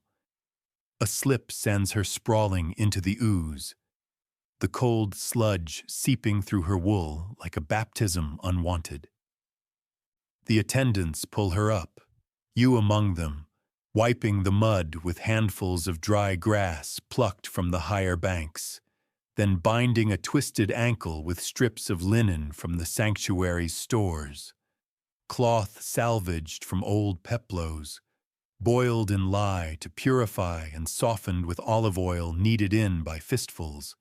These mishaps become lessons in the rite's deeper lore, the priestesses weaving tales around the hearth as evenings draw the circle inward. The fire pit, ringed with stones polished smooth by generations of heels, crackles with driftwood gathered from the tide line. Splinters of pine washed down from the Mesogaia's slopes, their resin popping like questions unanswered. Suppers are communal. Pots of earthenware simmered over the flames with eels caught in basket traps woven from osier withes, their flesh flaky and laced with salt from the evaporated pans along the shore. As the girls portion the meal with bone spoons carved from sheep scapulae, the stories unfold. One priestess recalls a cohort from her youth when a fever swept the stoas, claiming 3 maidens in deliriums where they pawed the air as if fending spectral wolves. The survivors, dosed with decoctions of willow bark stripped and pounded fresh, emerged with a keener sense of the body's fragility. Their dances thereafter infused with a deliberate slowness that honored the lost. Another speaks of the sanctuary's hidden cistern, a vaulted chamber beneath the temple floor accessed by a trapdoor of fitted slabs, its walls sealed with hydraulic lime from volcanic ash traded from the islands. A reservoir dug in the droughts of old, its water tasting of stone and endurance, rationed in the rite to teach the throat's quiet ache. Artemis's echoes resonate through these narratives, her presence not in thunder, but in the rite's subtle symmetries, the way the bear's grunts harmonize with the girl's chants, low vowels drawn from the diaphragm to mimic the marsh's hidden burble. The maidens begin to internalize it, their play in the stoas evolving, games of tag through the pillars, but with rules bent to the bear's gait, pursuits that end not in capture, but in shared collapse, laughter bubbling like the spring's overflow. You observe from the edges, mending a torn tunic with needle of bronze and thread of flax, spun coarse for the task. As Callisto leads an impromptu circle, her bandaged ankle propped on a stool of cork bark, directing the others in a chant of her own devising, syllables evoking the reed's sway, the mud's reluctant yield. The priestesses approve subtly, nodding as they grind pigments for the girls' markings, ochre from the clay pits mixed with bear fat rendered in small crucibles, daubed in spirals on cheeks and shoulders to symbolize the pelt's first growth, the paste's warmth a fleeting comfort against the night's chill. Survival's strategies surface in the sanctuary's margins, binding the rite to Brauron's unyielding pulse. The marsh yields its own curriculum, foraging parties at dawn, when the mist clings low and the crabs scuttle sideways across the flats, their shells cracked with flat stones to yield meat for baiting the eel traps. The girls learn to identify the safe from the treacherous. Samfire's fleshy tips snapped clean for salads dressed in vinegar from the wine lees, or the avoidant of hemlock whose umbels nod like false promises, its roots a poison that twists the gut like an ill-tied knot. Irene excels here, her fuller's heritage lending her a nose for the foul, spotting the milkweed's veined leaves that blister the tongue if boiled amiss. These halls supplement the stores, mussels steamed in baskets suspended over boiling water drawn from the cistern, their shells pried with iron awls forged in the village smithy, the liquor saved to thin the porridges that follow. Personal vignettes thread through, shared in the quiet of bandage changes or loom repairs, the stoa's weaving frames, vertical warps of linen stretched between posts, where the girls practice simple bands for their hair, shuttles of bone passing under the priestess's watchful eyes. One maiden, a quiet girl from the Piraeus with salt-crusted lashes, confesses a fear of the sea's pull, her father lost to a squall that capsized his trading skiff. The Rite, she says, grounds her, the mud's grip a counter to the wave's caprice. As the moon holds its fullness for 3 nights, the dances crest in the precinct under open sky. The court ringed by torches of rush dipped in pitch, their flames guttering in the offshore breeze that carries the scent of kelp from the strait. The bears are loosed to prowl the edges, their shadows elongated like omens on the walls, while the girls circle inward, steps sinking to the beat of tambourines stretched with goatskin thrummed by knuckles calloused from the querns. The chants rise, layered harmonies invoking Artemis's grace, the virgin's vigilance over the threshold, her arrows not for slaying, but for warding the blood's untimely spill. Yet fractures appear. Callisto's ankle swells anew, forcing her to the sidelines where she beats time with a stick of plane wood, her frustration etching lines on her young brow. Irene, pushing too far in the heat, collapses mid-prowl, her wheeze a rasp that summons the priestesses with infusions of hyssop steeped in the spring's flow, its steam easing the spasm like a mother's hand on fevered flesh. The sanctuary braces as the rite nears its zenith, offerings mounting at the altar. Locks of the girl's hair shorn with shears of iron tempered in the sea, coiled into nests for the bear's bedding, or small effigies of clay, molded with thumbs dipped in the mud, baked in the hearth's dying coals to harden like resolve. Whispers of the prior fever's ghost persist, the attendants burning bundles of artemisia at the stoa's thresholds, its smoke a veil against unseen ills.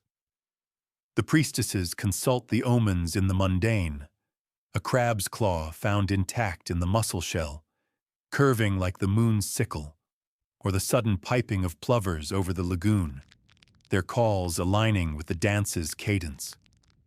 Artemis seems nearer in these signs, her wild guardianship threading the girl's forms. But the air thickens with the threshold's tension, the marsh's frogs falling silent as if holding breath. But as you stand vigil by the torchlight, the flames dance mirroring the maiden's faltering grace. A query stirs like silt unsettled. In the deepening echoes of Brauron's Rite, will Artemis bind these girls to the weave of womanly endurance, their steps firming into the dance of survival? Or will the wild's call fracture the circle, drawing one into the moonlit reeds where transitions turn treacherous?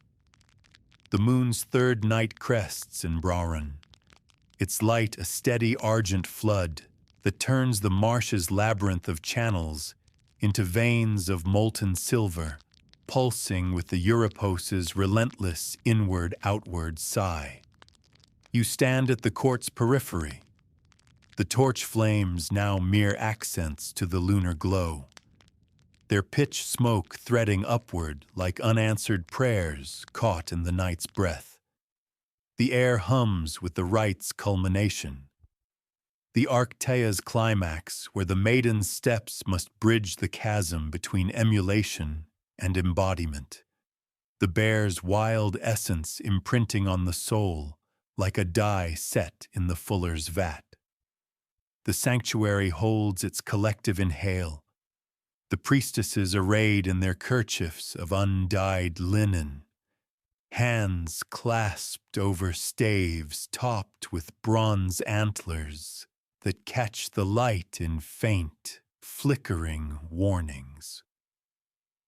This is the resolution's forge, where transitions are tempered not in isolation, but in the circle's unyielding hold, the quiet alchemy that turns girls' hesitations into women's measured strides. The dance erupts from the shadows, the girls spilling into the court like spilled quicksilver. Their saffron forms a whirl of paws and prows under the moon's impartial eye.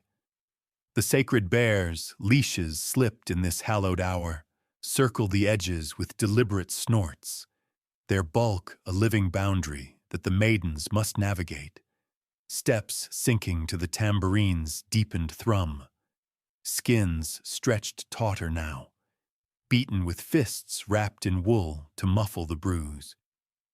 Callisto, her ankle braced with a splint of reed lashed firm with rush cords, leads from the center. Her limp transformed into a deliberate sway that echoes the bear's cautious favor on uneven ground. The ochre spirals on her cheeks, smeared by sweat, streak like war paint from a hunt unbloodied. Irene flanks her, breaths steadied by the hyssop's lingering balm, her shuffle fluid as the lagoons slip, arms carving arcs that part the air with a hush akin to arrows loosed in mist. The chants swell, layered vowels invoking Artemis's dual grace. The huntress who spares the fawn yet guards the whelp, her gaze a thread binding the Rite's frayed potentials into wholeness. The climax fractures in the dance's heat, a moment of raw convergence where the wild asserts its claim. As the circle tightens, the plovers piping crescendos overhead, their wings slicing the night like shears through warp. And one bear, a young male with a ruff thickened by the season's molt, lunges not in threat but in mimicry, rearing to paw the air in echo of the girl's toss. Panic ripples. A maiden from the Piraeus stumbles backward into the reeds, her cry sharp as a snapped shuttle, thorns snagging her tunic in a tear that bears a shoulder pale as the moonstruck mud. The circle holds, barely, the priestess's voices rising in counterpoint, a dirge-like harmony drawn from the old Pelasgian roots, beseeching the goddess to weave the breach. You rush forward with the attendants, a pouch of linen slung at your belt holding the yarrow compresses. But Callisto pivots, her bandaged foot planting firm in the yielding earth, extending an arm curved like a forepaw to steady the fallen girl. Irene circles wide, herding the bear back with a low growl learned from the cub's play, the sound rumbling from her chest like the marsh's subterranean burble. Resolution settles in the aftermath's meticulous care, the dance dissolving into a tableau of exhausted forms sprawled across the court.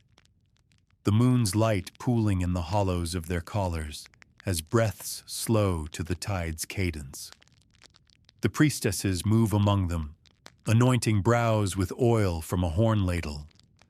Wild olive blended with myrrh resin dissolved in the spring's flow, its viscosity a balm that seals the night's exertions like wax on a scroll.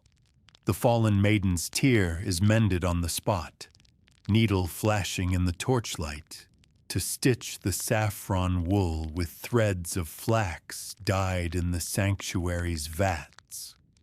The repair a crooked seam that will become her keepsake, a tangible echo of the threshold crossed. The bear, calmed with handfuls of dried figs pressed from the upland groves, is leashed anew, its tongue rasping over a priestess's palm in what passes for truce. Suppers follow in the stoas, the rites fast broken with ritual precision.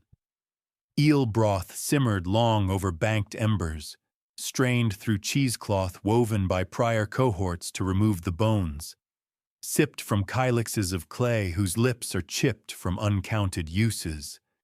the liquid's warmth threading through limbs gone numb from the dance's chill. In the days that trail the moon's wane, the sanctuary exhales into closure. The maiden's transformations etched in the ordinary recommitments to Brauron's pulse. The ablutions revert to simplicity, strigils scraping away the ochre remnants with olive oil warmed in sun-baked bowls. The girls' skins emerging cleaner, as if sloughed of more than paste. Weavings resume on the stoa's frames, bands now finished with borders of bear-paw motifs incised in the weft, simple herringbones twisted to evoke the print's pad, dyed in the mud's own sepia drawn from the lagoon's depths. Callisto, her ankle easing under poultices of mud packed and sun-dried, teaches the younger attendants the knot that holds the splint, a half-hitch learned from the fisherman's lines, ensuring it tightens with pull but yields to rest. Irene, her wheeze faded to a faint echo, leads foraging at dawn, baskets filling with the first samphire shoots tenderized by the night's dew, their snap under teeth a affirmation of renewal. The Piraeus girl, her scar a faint line like a river's faded meander, shares her sea fear in the hearth circle, the group responding with tales of the Euripos' treacheries, the strait that reverses thrice daily, trapping boats in its caprice, navigated by pilots who read the gull's dives for the shift. The Rite's outcomes ripple through the sanctuary's sinews, fortifying its guardians against the marsh's perennial sieges. The prior fever's shadow lifts, the Artemisia bundles ashes scattered at the spring to renew the ward, and the cohort's vitality seems to infuse the bears. The cubs, frisking with renewed vigor in their pens of wattle fence reinforced with stakes driven by mallets thudding like the tambourine's memory. Offerings culminate at the altar. The hairlocks burned in a brazier of perforated clay, their smoke curling skyward in spirals that the priestesses read as approvals, coiling tight for favor. The clay effigies, now cracked from the hearth's kiss, buried at the temple's base in a pit lined with oyster shells for drainage, their forms dissolving back to mud as the girls depart. Personal closures weave in. The potter's daughter Callisto pockets a shard from the court's tamped floor, its edge glazed by footfalls, to embed in her family's kiln back home, a talisman for vessels fired true. Irene binds a reed from the dance's edge into her drop spindle, its flex a reminder of the body's bend without break. As the cohort disperses along the sacred way, carts creaking under bundles of laundered saffron now folded neat as resolved patterns. Brauron quiets to its baseline hum, the fishermen poling anew through the channels, nets mended with knots echoing the Rite's half-hitches. The priestesses tally the stores, cistern levels notched higher from the spring's post-Rite surge, silos of barley unspoiled by the damp's creep. Artemis's guardianship lingers in the transformed maidens, their steps carrying the bear's poise into Athenian hearths, midwives who soothe labors with the dance's sway, weavers whose shuttles mimic the paw's prowl. You wave from the precinct's gate, the sea's horizon unbroken, the marsh's frogs resuming their chorus, as if the moon's vigil were but a breath held. Reflect then, as the tide turns outward once more, carrying echoes to the deep. In our age of hurried passages, where thresholds blur in the rush of screens and streets, does Artemis's rite at Brauron whisper that true crossing lies in the circle's patient hold? The mud's grip, the paw's imprint, the quiet mending of what the wild would tear, weaving girlhood's fray into the enduring cloth of becoming. Transport yourself to the tangled fringes of Thrace, where the Haemus mountains shoulder against the Thracian plain like the gnarled knuckles of some primordial hand. Their slopes cloaked in beech and oak that whisper secrets to the ceaseless wind off the Black Sea. It is deep autumn, the leaves turning to shades of bruised copper and rust, carpeting the forest floor in a mulch that squelches underfoot with the rot of fallen mast. Thrace, in the waning days of the Persian satrapies, around 480 BCE, when Xerxes' host had trampled southward but left the northern marches to their brooding isolation, was no realm of golden torques and bardic halls, though the later Alexandrian tales would gloss it so. It was a land of hardy exiles and herders, where Thracian tribes like the Odrysians scratched livelihoods from the thin soils with ards of fire-hardened wood, their furrows shallow to avoid the bedrock that lurked just inches below. Villages clung to the river valleys of the Hebrus, clusters of round huts thatched with reed bundles weighted by stones against the gales, their interiors dim with the smoke of hearths fueled by dried dung patties slapped from the flanks of half-wild ponies. You navigate these woods now, your cloak heavy with damp from the morning mist that rises off the streams, the air thick with the fungal earthiness of mushrooms pushing through the leaf litter, and the faint, musky undernote of wolf sign, scat studded with hair bones, left at trail forks as territorial missives. The pulse of this tale centers in the glade of the wolf mothers, a clearing encircled by ancient yews whose trunks twist like the torsos of dancers frozen mid-reel, a site revered by the local Getae clans as a nexus of Artemis's untamed favor. Life here orbited the pack's necessities, the guardians not mythical shades, but flesh and blood sentinels, orphaned wolf cubs raised by the tribe's women, their dens dug into the hillside burrows lined with bracken and sheep wool carded loose to mimic the dam's lining. These were no pets of the hearth, but partners in vigilance, taught to shadow the herds through the passes, their howls a night alarm against raiders from the Scythian steppes, who swept down with curved bows of horn and lances tipped in flint. The women of the clan, broad-hipped figures in skirts of plaid wool woven on ground looms, their patterns checked in the dyes of woad and madder foraged from the riverbanks, managed the dual weave of domesticity and defense. Mornings saw them milking the ewes in low folds of wattle hurdles, the milk strained through cheesecloth into turned wooden pails, curdled with rennet from a suckling lamb's stomach, to yield the soft cheese that sustained the long watches. Artemis materializes in this weave not as a spectral huntress, but as a wanderer from the southern myths, her form cloaked in the skins of deer flayed with obsidian blades, drawn northward by the land's feral cadence that echoes her Delian cradle. The Homeric hymns allude to her Thracian sojourns, her arrows felling the bear of Erymanthus.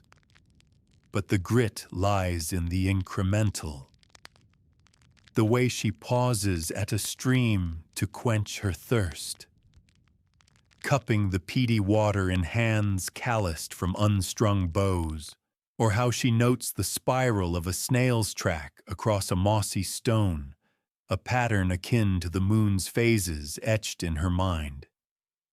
Thrace summons her for its margins, the vast woods where Roman legions would later hack roads, but now harbor the untrammeled, where pines drop cones like forgotten offerings, their seeds harvested by the women who roast them in clay ovens sunk into the earth, the nuts ground into a meal that thickens the winter's pottage. The clan's women first glimpse her at the glade's edge, during the autumn cull when the herds are driven to the higher pastures to graze the last tender shoots before the snows bind the heights. You are with them, basket slung from your shoulder, woven from split osiers, stripped green and dried slow to prevent cracking, filled with the wool tufts gathered from the brambles where the sheep have brushed. They are a resilient cadre. Lissa, named for the foam at a wolf's jowl, her arms corded from years of twisting sinew into bowstrings. Or Meta, with eyes sharp as the thorns she pricks her fingers on while carding fleeces over combs of bone, her tales laced with the dialect of the Odressian lowlands. Artemis emerges from the mist-shrouded tree line, her hair matted with burrs and leaves like a crown of the wild's indifference.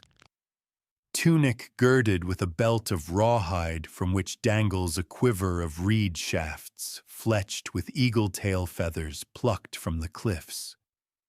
She kneels by the U-circle, tracing the carved runes, simple incisions of wolf heads and crescent moons, renewed yearly with chisels of antler, without reverence or haste, as if renewing an old acquaintance.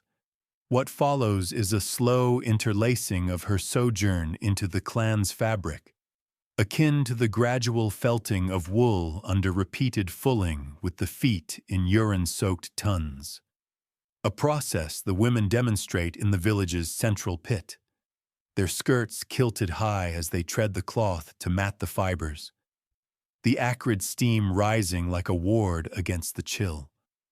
Artemis lingers, drawn to their guardianship of the pack. For in Thrace, the wolves were more than scourge. They were the land's own militia. Cubs whelped in spring from dams snared gently with padded loops of nettle cord. Nursed on goat's milk drawn warm from the udder and supplemented with minced hare softened in broth. She watches as Lysa feeds the yearlings, her hand steady in the den's mouth, offering chunks of venison toughened by the hunt's chase. The meat jerked over slow fires of alder smoke to preserve against the lean moons. They learned the voice first, Lyssa explains, her tone matter-of-fact as the winds sough, demonstrating a low whistle pitched to the ear's edge, a call that summons the juveniles from their burrow with tails low but alert, their coats shedding the first underfur in puffs that the women collect for spindle stuffing.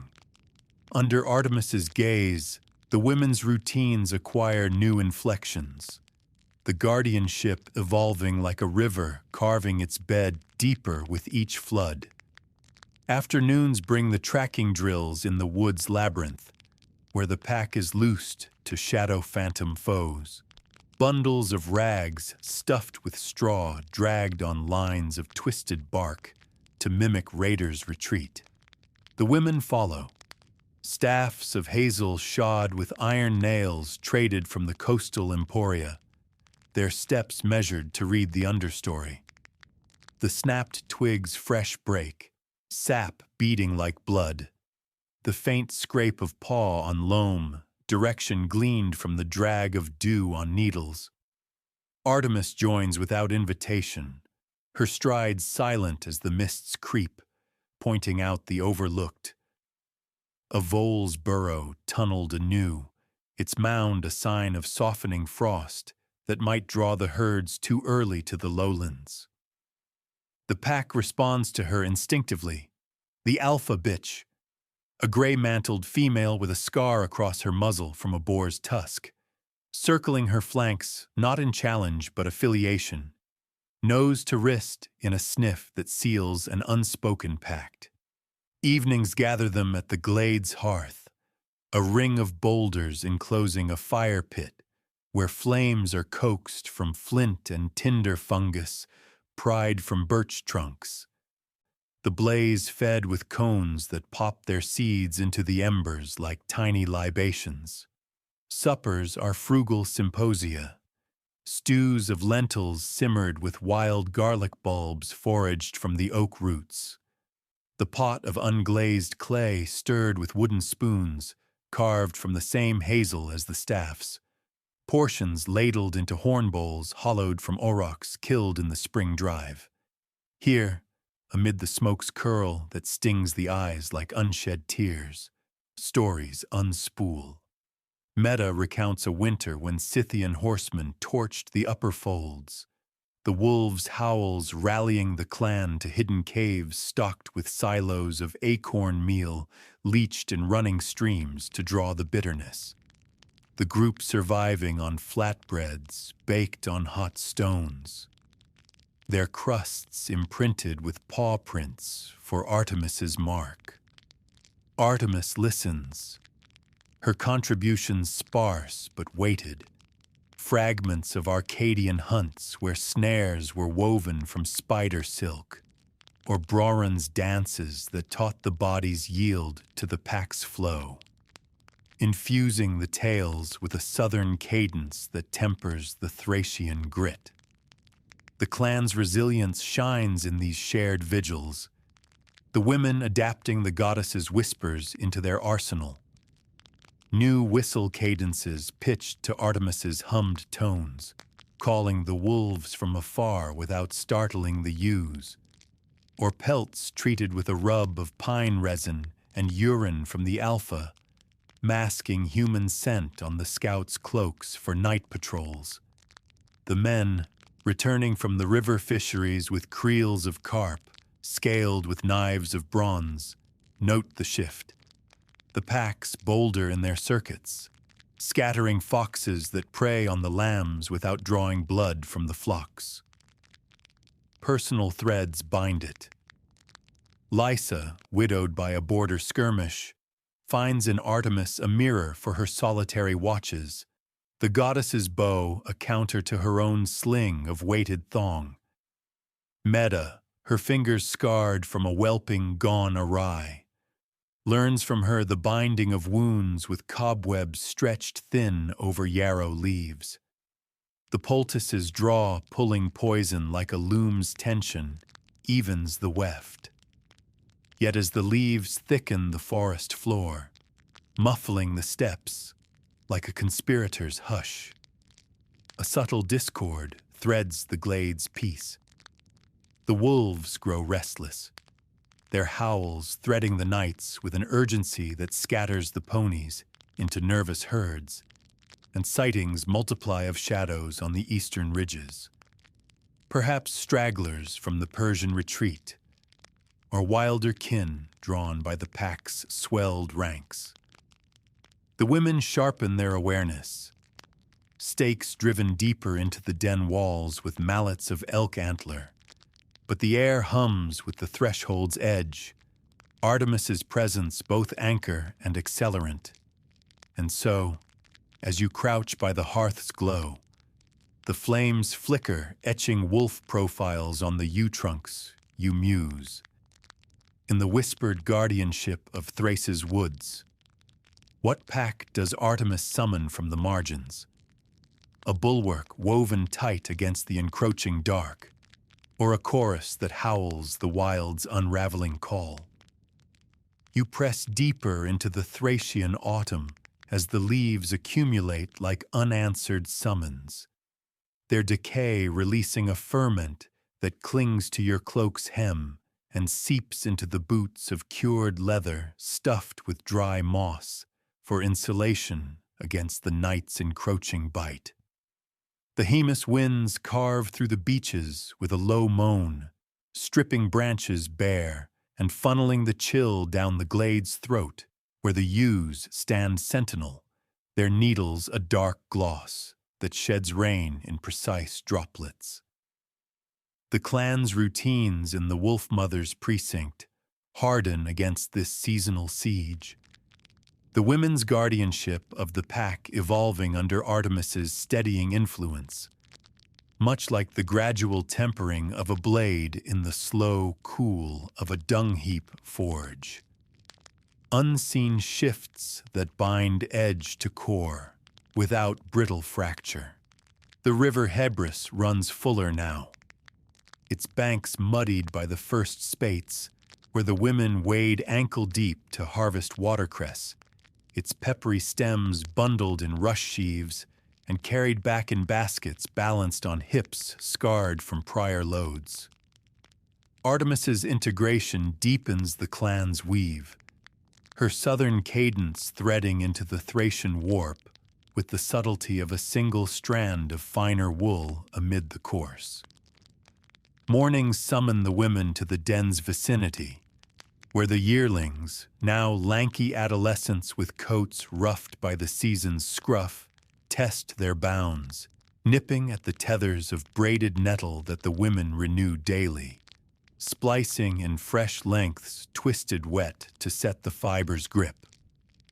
Lysa, her arms veined like the roots that anchor the ewes, demonstrates the whistle's nuances under Artemis's watchful eye. A rising glissando for recall, pitched to mimic the vixen's yip that summons the young from cover, followed by a staccato trill to halt, sharp as the snap of a snare's release.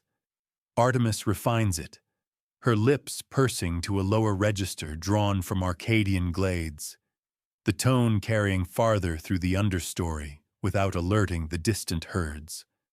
A modulation tested on the alpha bitch, who wheels mid-prowl, ears pricked like yew-bows drawn taut. The women practice in relays, their breaths fogging the air as they pair off, one whistling while the other shadows on all fours, mimicking the pack's flank. The exercise ending in shared corrections over handfuls of dried bilberries foraged from the low shrubs, their tart burst a reward that stains tongues purple as the evening's dusk.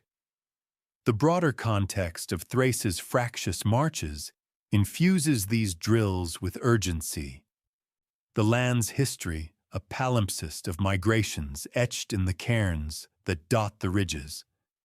Piles of river stones topped with skulls of aurochs, bleached white by sun and set as wards against the Odrysians' rivals, the Tribali who raid from the Danube's forks. The women share this lore around the midday halt, seated on logs felled by adzes of iron hafted in oak, their cloaks spread as ground cloths to keep the damp at bay. Meals are portable affairs, flatbreads of barley meal mixed with the ground acorns leached in the Hebrus's shallows, tannins drawn out by overnight soaks in burlap sacks weighted with pebbles, the dough kneaded with ewe's cheese rendered soft in the morning's milk. As they tear the loaves, dipping into communal bowls of yogurt soured in skin bags slung from saddles, Meta recounts the clan's endurance through the Persian passage, how the satrap's foragers had fired the beachmast, starving the pigs that fattened the larders, forcing the women to trek to the coastal salt pans for fish dried on racks of split pine, the fillets pounded with pestles of granite to flake into pottages stretched with nettle seeds gathered in autumn's hush. Artemis listens, her contributions measured, tales of Delos's cisterns rationed drop by drop, or Brauron's mud that taught the foot's yield, binding the narratives into a shared resilience, where the pack's loyalty mirrors the clan's unyielding knot. Survival strategies unfold in the guardianship's daily grind, the woods yielding their curriculum under Artemis's subtle hand.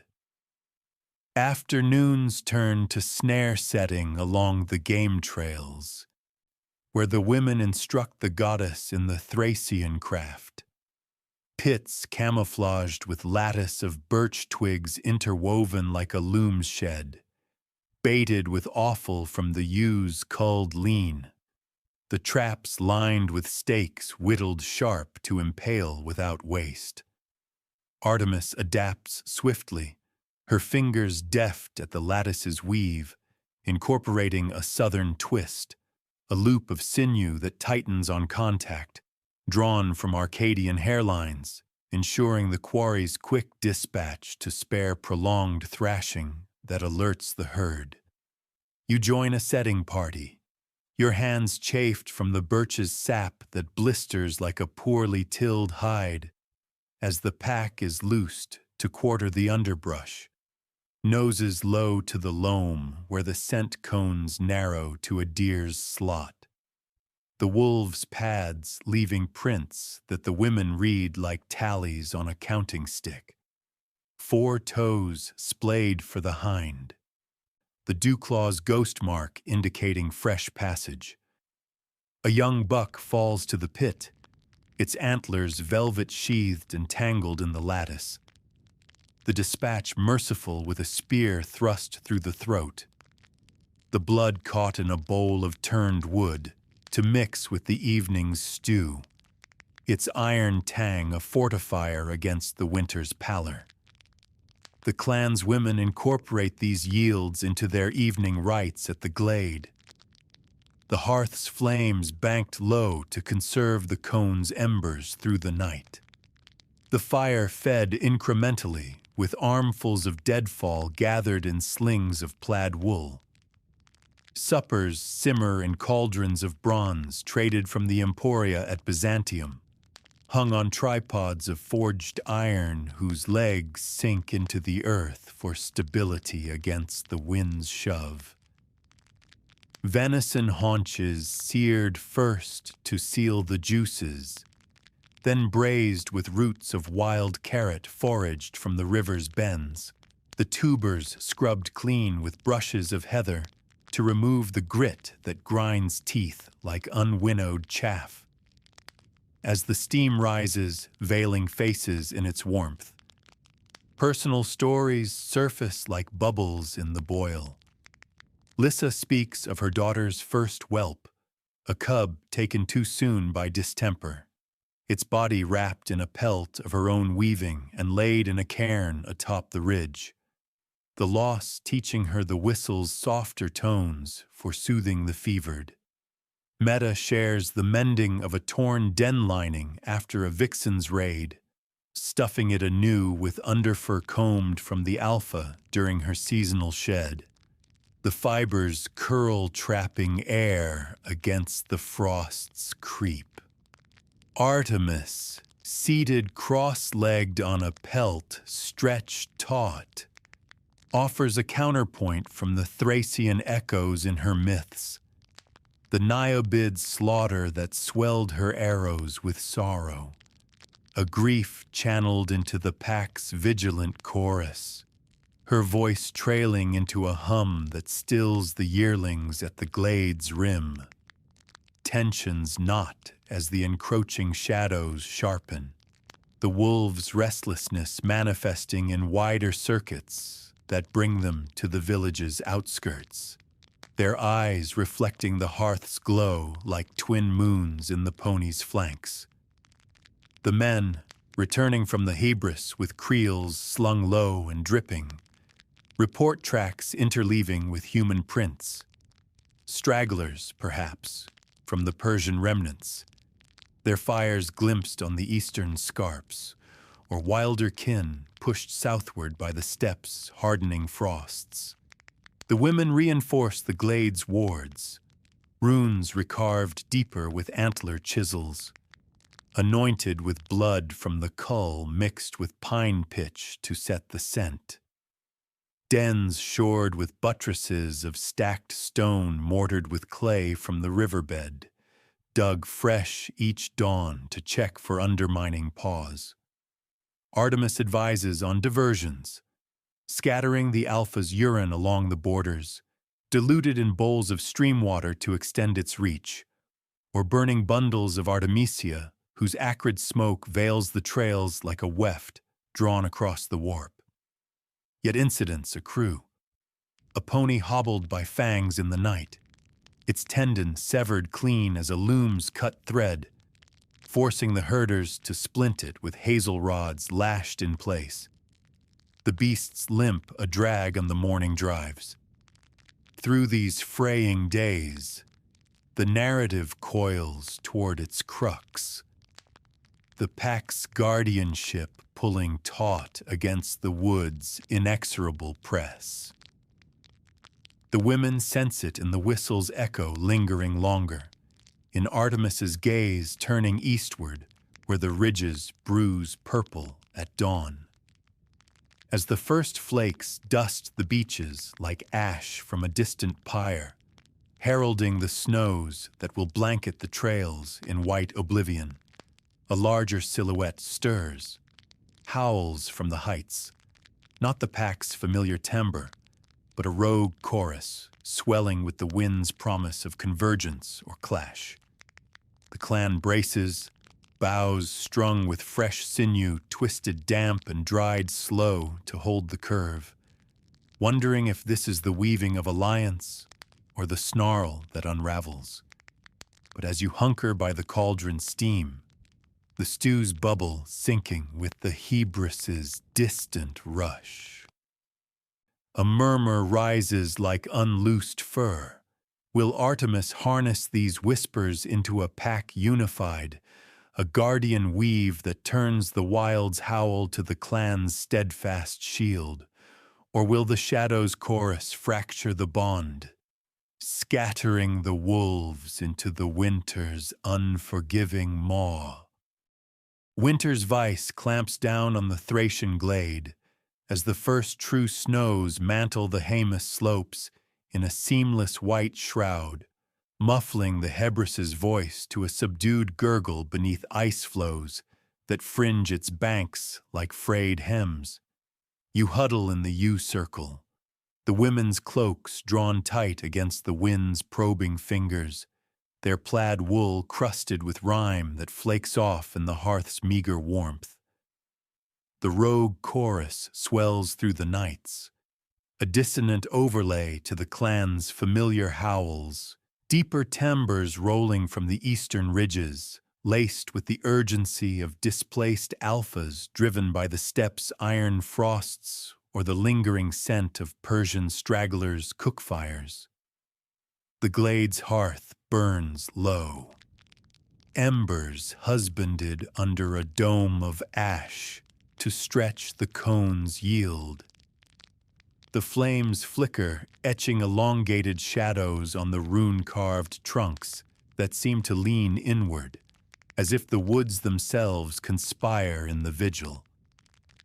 This is the forge's quench, where Artemis's guardianship tempers the pack's bond against the wild's severing blade, not in a clash of fangs and steel, but in the deliberate convergence of whistle and shadow, the incremental hold that turns peril's snarl to sustenance. The climax unfurls on a dawn when the sky hangs leaden, the snow falling in fat, reluctant flakes that cling to the beach's branches like unshed burdens. The women rouse before the false light, their breaths pluming in the hut's confines, where the air hangs heavy with the sour tang of unwashed wool and the faint, ferrous note of blood from a ew's hasty cull. Lysa, her face gaunt in the lamplight of horn lanterns fueled by rendered fat, distributes the signals. Bone whistles carved from deer femurs, hollowed with awls of iron and strung on thongs of twisted sinew, each tuned to a pitch that layers the clan's call with Artemis's modulated trill. The party assembles, 10 strong, cloaks reversed to their dun linings for camouflage against the snow's glare, staffs shod with nails hammered flush to avoid the glint that betrays. Artemis stands at the fore, her quiver slung low and bow of yew unstrung to spare the string's twist in the damp. her presence a quiet axis that aligns the women's steps without command, their boots crunching a path, trampled firm from prior watches. The trek to the ridges consumes the morning. Pauses marked by sips from skin flasks of mead thinned with stream water, honey from wild hives raided in summer, fermented in oak barrels charred inside to seal the staves, its faint buzz a bulwark against the numb that creeps into fingertips. The pack shadows them, leashes slipped at the tree line, the alpha bitch's gray form merging with the trunks as she quarters ahead, nose low to the crust where the rogue's prints interlace like a poorly heddled cloth, splayed pads deeper than the clan's, laced with the drag of a limp from some border wound. Signs accumulate. A pony's frozen ear tuft, gnawed clean and discarded like a shuttle's broken end. Scat steaming faintly in a hollow, studded with the wool of Thracian plaid, its placement at a cairn's base a deliberate taunt. The women read it in silence, Mida's fingers tracing the print's splay to gauge the intruder's count. 7, perhaps 8, their circuit tightening like a noose drawn on the village's flanks. As the ridge crests under a sky that spits sleet like accusations, the confrontation materializes not in open charge, but in the wood's veiled arithmetic. The rogue pack emerges from a thicket of firs, their coats matted and eyes hollowed by the lean migration, led by a scarred male whose muzzle twists in a ruff of frost-rimed fur. A low growl ripples through them, answered by the clan's wolves fanning wide, the alpha's hackles rising like a warp stretched taut. Panic flickers. A young scout's staff slips on glare ice, clattering against a stone that echoes like a dropped spindle. But Artemis's whistle cuts it, a layered cascade that starts low and rises to the glissando's peak. The alpha responding with a yip that cascades through her kin, drawing the rogues into a hesitant circle rather than lunge. The women hold the flanks, slings whirring with stones wrapped in cloth to muffle the thud, projectiles of river pebbles selected for their even weight, slung in arcs that glance off shoulders without maim, herding the intruders toward the prepared snare line. A web of nettle cord stretched low between hazel stakes, camouflaged with snow-dusted branches, its nooses padded with wool tufts to blunt the bite. The fray resolves in a gritty equilibrium, the snow churned to slush under the press of paws and boots, the air acrid with musk and the metallic tang of a shallow graze where a rogue's fang nicks Lissa's calf. Blood welling hot through her legging of oiled leather. The women deploy the nets with the precision of loom workers advancing the cloth. Meda looping a foreleg while Artemis looses a warning arrow, its shaft thudding into a birch trunk inches from the leader's ear. The fletchings whisper a stay rather than strike. The pack's chorus fractures, the rogue's growls tapering to whines as the alpha circles, nipping flanks to corral without cull, her kin falling in behind like threads drawn through the shed. One intruder, a yearling with ribs like ladder rungs, collapses into the snare, its thrash muffled by the wool. The women dispatch it swiftly with a staff's butt to the temple, the body dragged aside for the evening's yield, its pelt destined for den linings to warm the whelps come spring. The scarred male holds longest, eyes locked on Artemis in a standoff that spans heartbeats, until her steady gaze, gray as the mist off the Hebrus, prompts a dip of head, the rogue wheeling his pack eastward in retreat, their forms dissolving into the firs like smoke from a quenched forge. The aftermath is the true labor, a meticulous unraveling of tension into provision, the party lingering on the ridge as the sleet eases to a hesitant flake.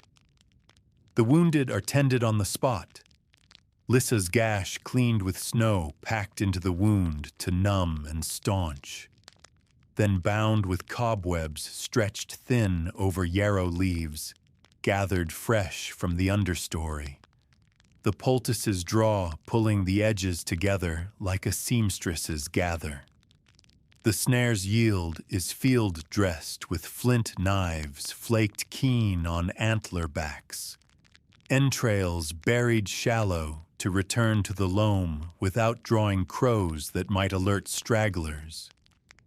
The meat portioned into haunches, wrapped in birch bark, stripped in one continuous sheet to preserve the warmth. The return bears the weight of quiet triumph, the pack flanking loose but vigilant, their tongues lolling in clouds of vapor as the women haul the litter on poles lashed with spare cord. Pauses to shift the load marked by shared sips from the flasks. The mead's residue licked from lips to waste nothing. Back at the glade, the integration seals in the hearth's glow. The cauldron filled anew with the rogue's haunch, braised slow over embers raked fine. Its broth thickened with the clan's lentils simmered from the silos. Grains winnowed clean of chaff with sieves of horsehair, stored in pits lined with clay to fend the damp. The women portion it into horn bowls, the steam-veiling faces etched with the night's residue. Stories threading the meal like veins in the yews wood. Lissa toasts the alpha with a raised bowl, crediting Artemis's whistle for the circle's hold. Meta recounts the pelt's future, its cure in a ton of oak bark decoction drawn from the river's bends, the tannins setting the hide supple for cloaks that will mask the scouts come the thaws. Personal closures bind it. The young scout, chastened by her slip, apprentices to the whistle's craft, practicing tones until they echo the goddess's hum. Artemis herself, seated by the flames, traces a rune on the snow-damp earth with a stick of hazel, its curve evoking the pack's unified arc, a mark that the women etch permanent with chisel and pitch. This denouement fortifies the clan's sinews against winter's deeper gales, the rogue retreat scattering the shadows that gnawed the borders. The pack's ranks swelled subtly by a lone female who lingers at the den's mouth, her integration marked by the alpha's tolerant sniff. The men incorporate the yield into the drives, the extra meat jerked thin on racks of split pine over slow smokes of Artemisia, strips pounded flat with mallets of elk bone to pack light for the high pastures. Wards renew at the ewes, blood from the cull smeared on the runes, mixed with the alpha's underfur combed free in the morning's light. The scent a lingering claim that deters the steppes' wanderers. Artemis's sojourn fades into the wood's weave as spring's murmur stirs the Hebrus's ice, her form slipping southward like a shadow at solstice, leaving the women with whistles tuned finer, packs that quarter wider without fray. As the snow melts to rivulets tracing the glade's contours like veins replenished, the Thracian woods exhale into continuity, the herds ascending the passes with bells muffled in wool, the Hebrus swelling to carry the clan's woven plaids to coastal trade. You trace the rune's faint scar on the yew bark, its line enduring like the pack's low chorus at dawn. In this whispered vigil, Artemis embodies the margin's quiet pact, the wolf's flank against the raid, the whistle's thread binding wild to hearth, resilience forged in the snow's unyielding press. Ponder, then, as the wind carries the first green scent from the valleys, in our fractured frontiers, where borders blur and shadows lengthen unchecked, does Artemis's Thracian legacy endure?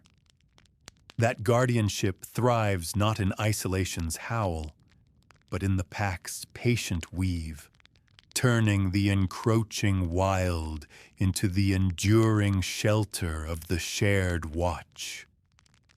As the Thracian snows begin their gentle thaw, melting into quiet rivulets that trace the yew's roots like forgotten lullabies, you find yourself easing back from the glade's edge, the wood's vast embrace softening around you.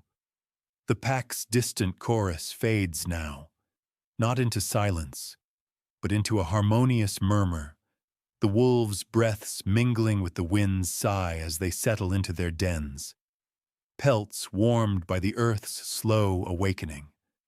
Artemis, that elusive guardian of margins, lingers just a moment longer in the half-light, her form dissolving like mist over the Hebrus, leaving behind not echoes of strife, but the steady rhythm of resilience, the way a single whistle can call kin from the shadows, weaving wild hearts into the hearth's quiet glow. Breathe with me now, as the silver moon dips toward the horizon, her light pooling softly in the hollows where beech leaves unfurl their tender greens, promising the spring's unhurried return. In these ancient tales of Artemis's wanderings, from Delos's rocky cradle to Arcadia's woven hunts, Brauron's moonlit dances, and Thrace's whispered pacts, you have journeyed through the ordinary miracles that shaped the divine. The midwife's steady hand, the snare's patient knot, the paw's imprint on muddied paths. These are not storms to fear, but gentle tides that carry us, reminding you of your own quiet strengths, the threads of endurance that bind the frayed edges of days. Rest easy, dear listener, as the imagery drifts away like pollen on a warming breeze. The wolves curling close, the river's song lulling the night. Let the moon's whisper cradle you safe in the wild's tender fold, until dawn's first blush stirs you anew. Sleep now under her watchful gaze, and dream of silver paths yet untrod.